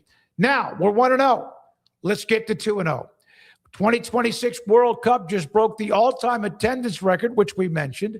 3.6 million plus fans and weeks still to go. As Craig mentioned, which country hosted the previous record-setting tournament in 1994? It was the U.S. It was the United States. It was. There it is.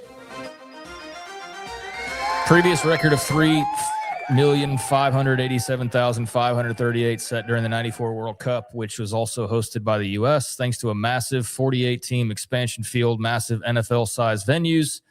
The 26 tournament blew past that record before even reaching the round of 32, maintaining a mind-boggling 99.7% stadium occupancy rate. Unbelievable. Nearly 6, and they've already blown by it with more games to be played. Let's go to the poll results from our viewers. Andrew Valade, thank you very much. We went 2-0 again today, which we hadn't done for a couple of days. With the group stage wrapping up this weekend, besides the United States men's national team, who's been your favorite player to watch in our audience? Lionel Messi at 49%, almost as much as everybody else combined.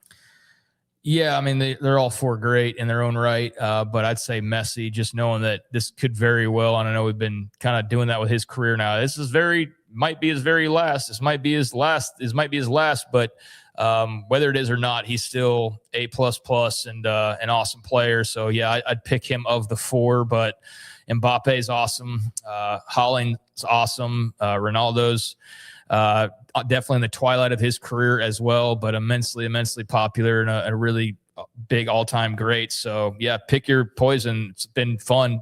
All of the above as much as probably anything else. And, yeah, a lot of star power in this World Cup.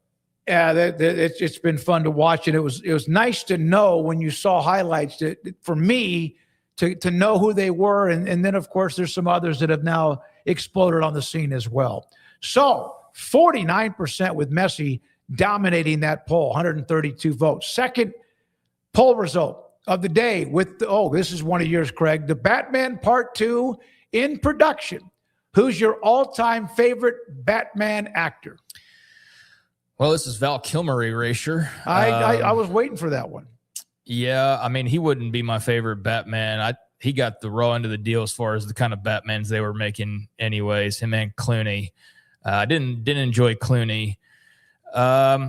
Kevin Conroy is an awesome voice of Batman, R.I.P., but I wasn't a big cartoon watcher of Batman. I know the animated series was like incredible, and they had all sorts of different Batman cartoons over the years. But yeah, while he was awesome, I didn't watch a lot of the cartoons. So I think, man, I do love some Michael Keaton, but I think the Dark Knight trilogy is like, if I had to just pick one series to watch, it would be Bale. As much as I had some issues with his portrayal, like there's certain things that I think could have been a little bit better. Like, yeah, those were great. Those were a really good set of movies, and certainly the best of the Batman films that have ever been produced. Michael Keaton, Kevin Conroy, names in the chat, Bale.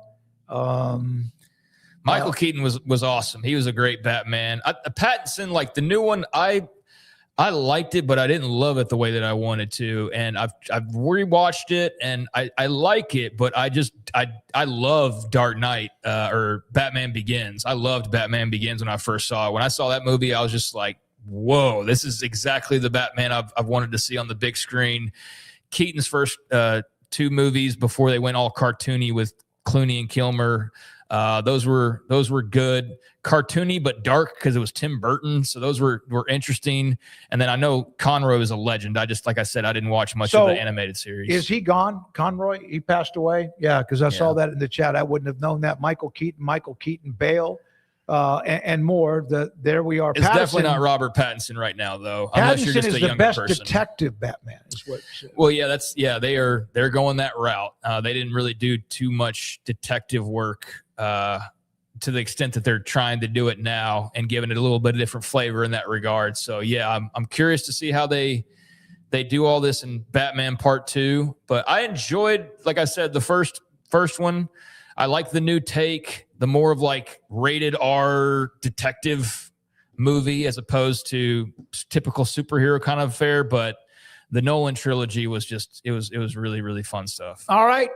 And 51% Christian Bale dominates with nearly, 360 overall votes. Just really wish we could have seen what the Nolan trilogy would have looked like if Heath Ledger hadn't passed. Yeah, I know. Yeah. Because I have a feeling we would have seen more of that Joker, and we didn't get that because he died before the movie even became a big hit, or before it was actually released. So that's a real damn shame. All right. Thank you very much, Andrew Valet. There are some super chats to wrap up the show. Rez, we had some earlier, and let's get to them now. I love at Kim Coulter, 806. No, you don't. Thank you. That's retired stockbroker for $2. Maybe he loves them now, and he just won in week 3 of the season. And then also your pet cat again. Well, I am certainly pumped for the schedule analysis. I wonder what Georgia Tech's prediction will be. Update 499 is working for me. Of course, he's a rambling wreck from Georgia Tech fan. Really curious to see how this works post Haynes King, man. He was such a staple for them the last couple of years. Philo gone as well, but young Mendoza, a lot of excitement about him, and we'll continue to dive into some teams here. But I certainly appreciate you for the super chat. I love watching Haynes King play football. One, we knew him, the family, but God, he was so much fun to watch. Also, one more. Is that it? Here we go. H2O covers 70% of the world. This is in reference to the best player in the 90s in college football. And then, there's not Darren Woodson. Charles Woodson covers the rest. That was a quote. That's from retired stockbroker, another $2 super chat. Thanks again. And I actually had a poster that said that, but it was Deion Sanders, and he was in his coverage. He was down getting ready to cover a guy, and it was a picture of Deion getting ready to cover someone and him planted on top of the globe and said exactly that. H2O covers 70% of the world, and Dion covers the rest, or prime time, or whatever it would have said. So, that's a good one. Makes me think of that poster. And Charles Woodson was a badass. He was fantastic. So, definitely deserves to be high up in those 90s rankings. Anything else, Rez? From Retired Stockbroker USA, love it or leave it. They got beat last night late by Turkey, but they had the best overall points in their group, and they move on now to the knockout round. There we go. Thank you. Thank you very much. Appreciate the super chats. Thanks to S. Michael DeHardy. Came into the watching the show late yesterday, and I said, okay, you need a doctor's note. He actually sent me a picture. I'm not going to put it up, of him on the phone with the Social Security Administration. Her name is Sherry Down Smokey, but unsure what city. Very sweet sounding girl, single mother. I talked up the show, and also Craig smoked the dragon to her. Maybe I'll be Cupid for Craig. Maybe so. Maybe so. It's a harder challenge than you probably think. But no, Sherry, if you're out there watching, you sound lovely. And I got her number on this picture. Rez, great job. Thank you very much. Thank you for watching us. We'll take the weekend off. Back on Monday, 3 o'clock, the Smoke Show on 365 Sports. For Craig, I'm David Smoke, and have a great weekend.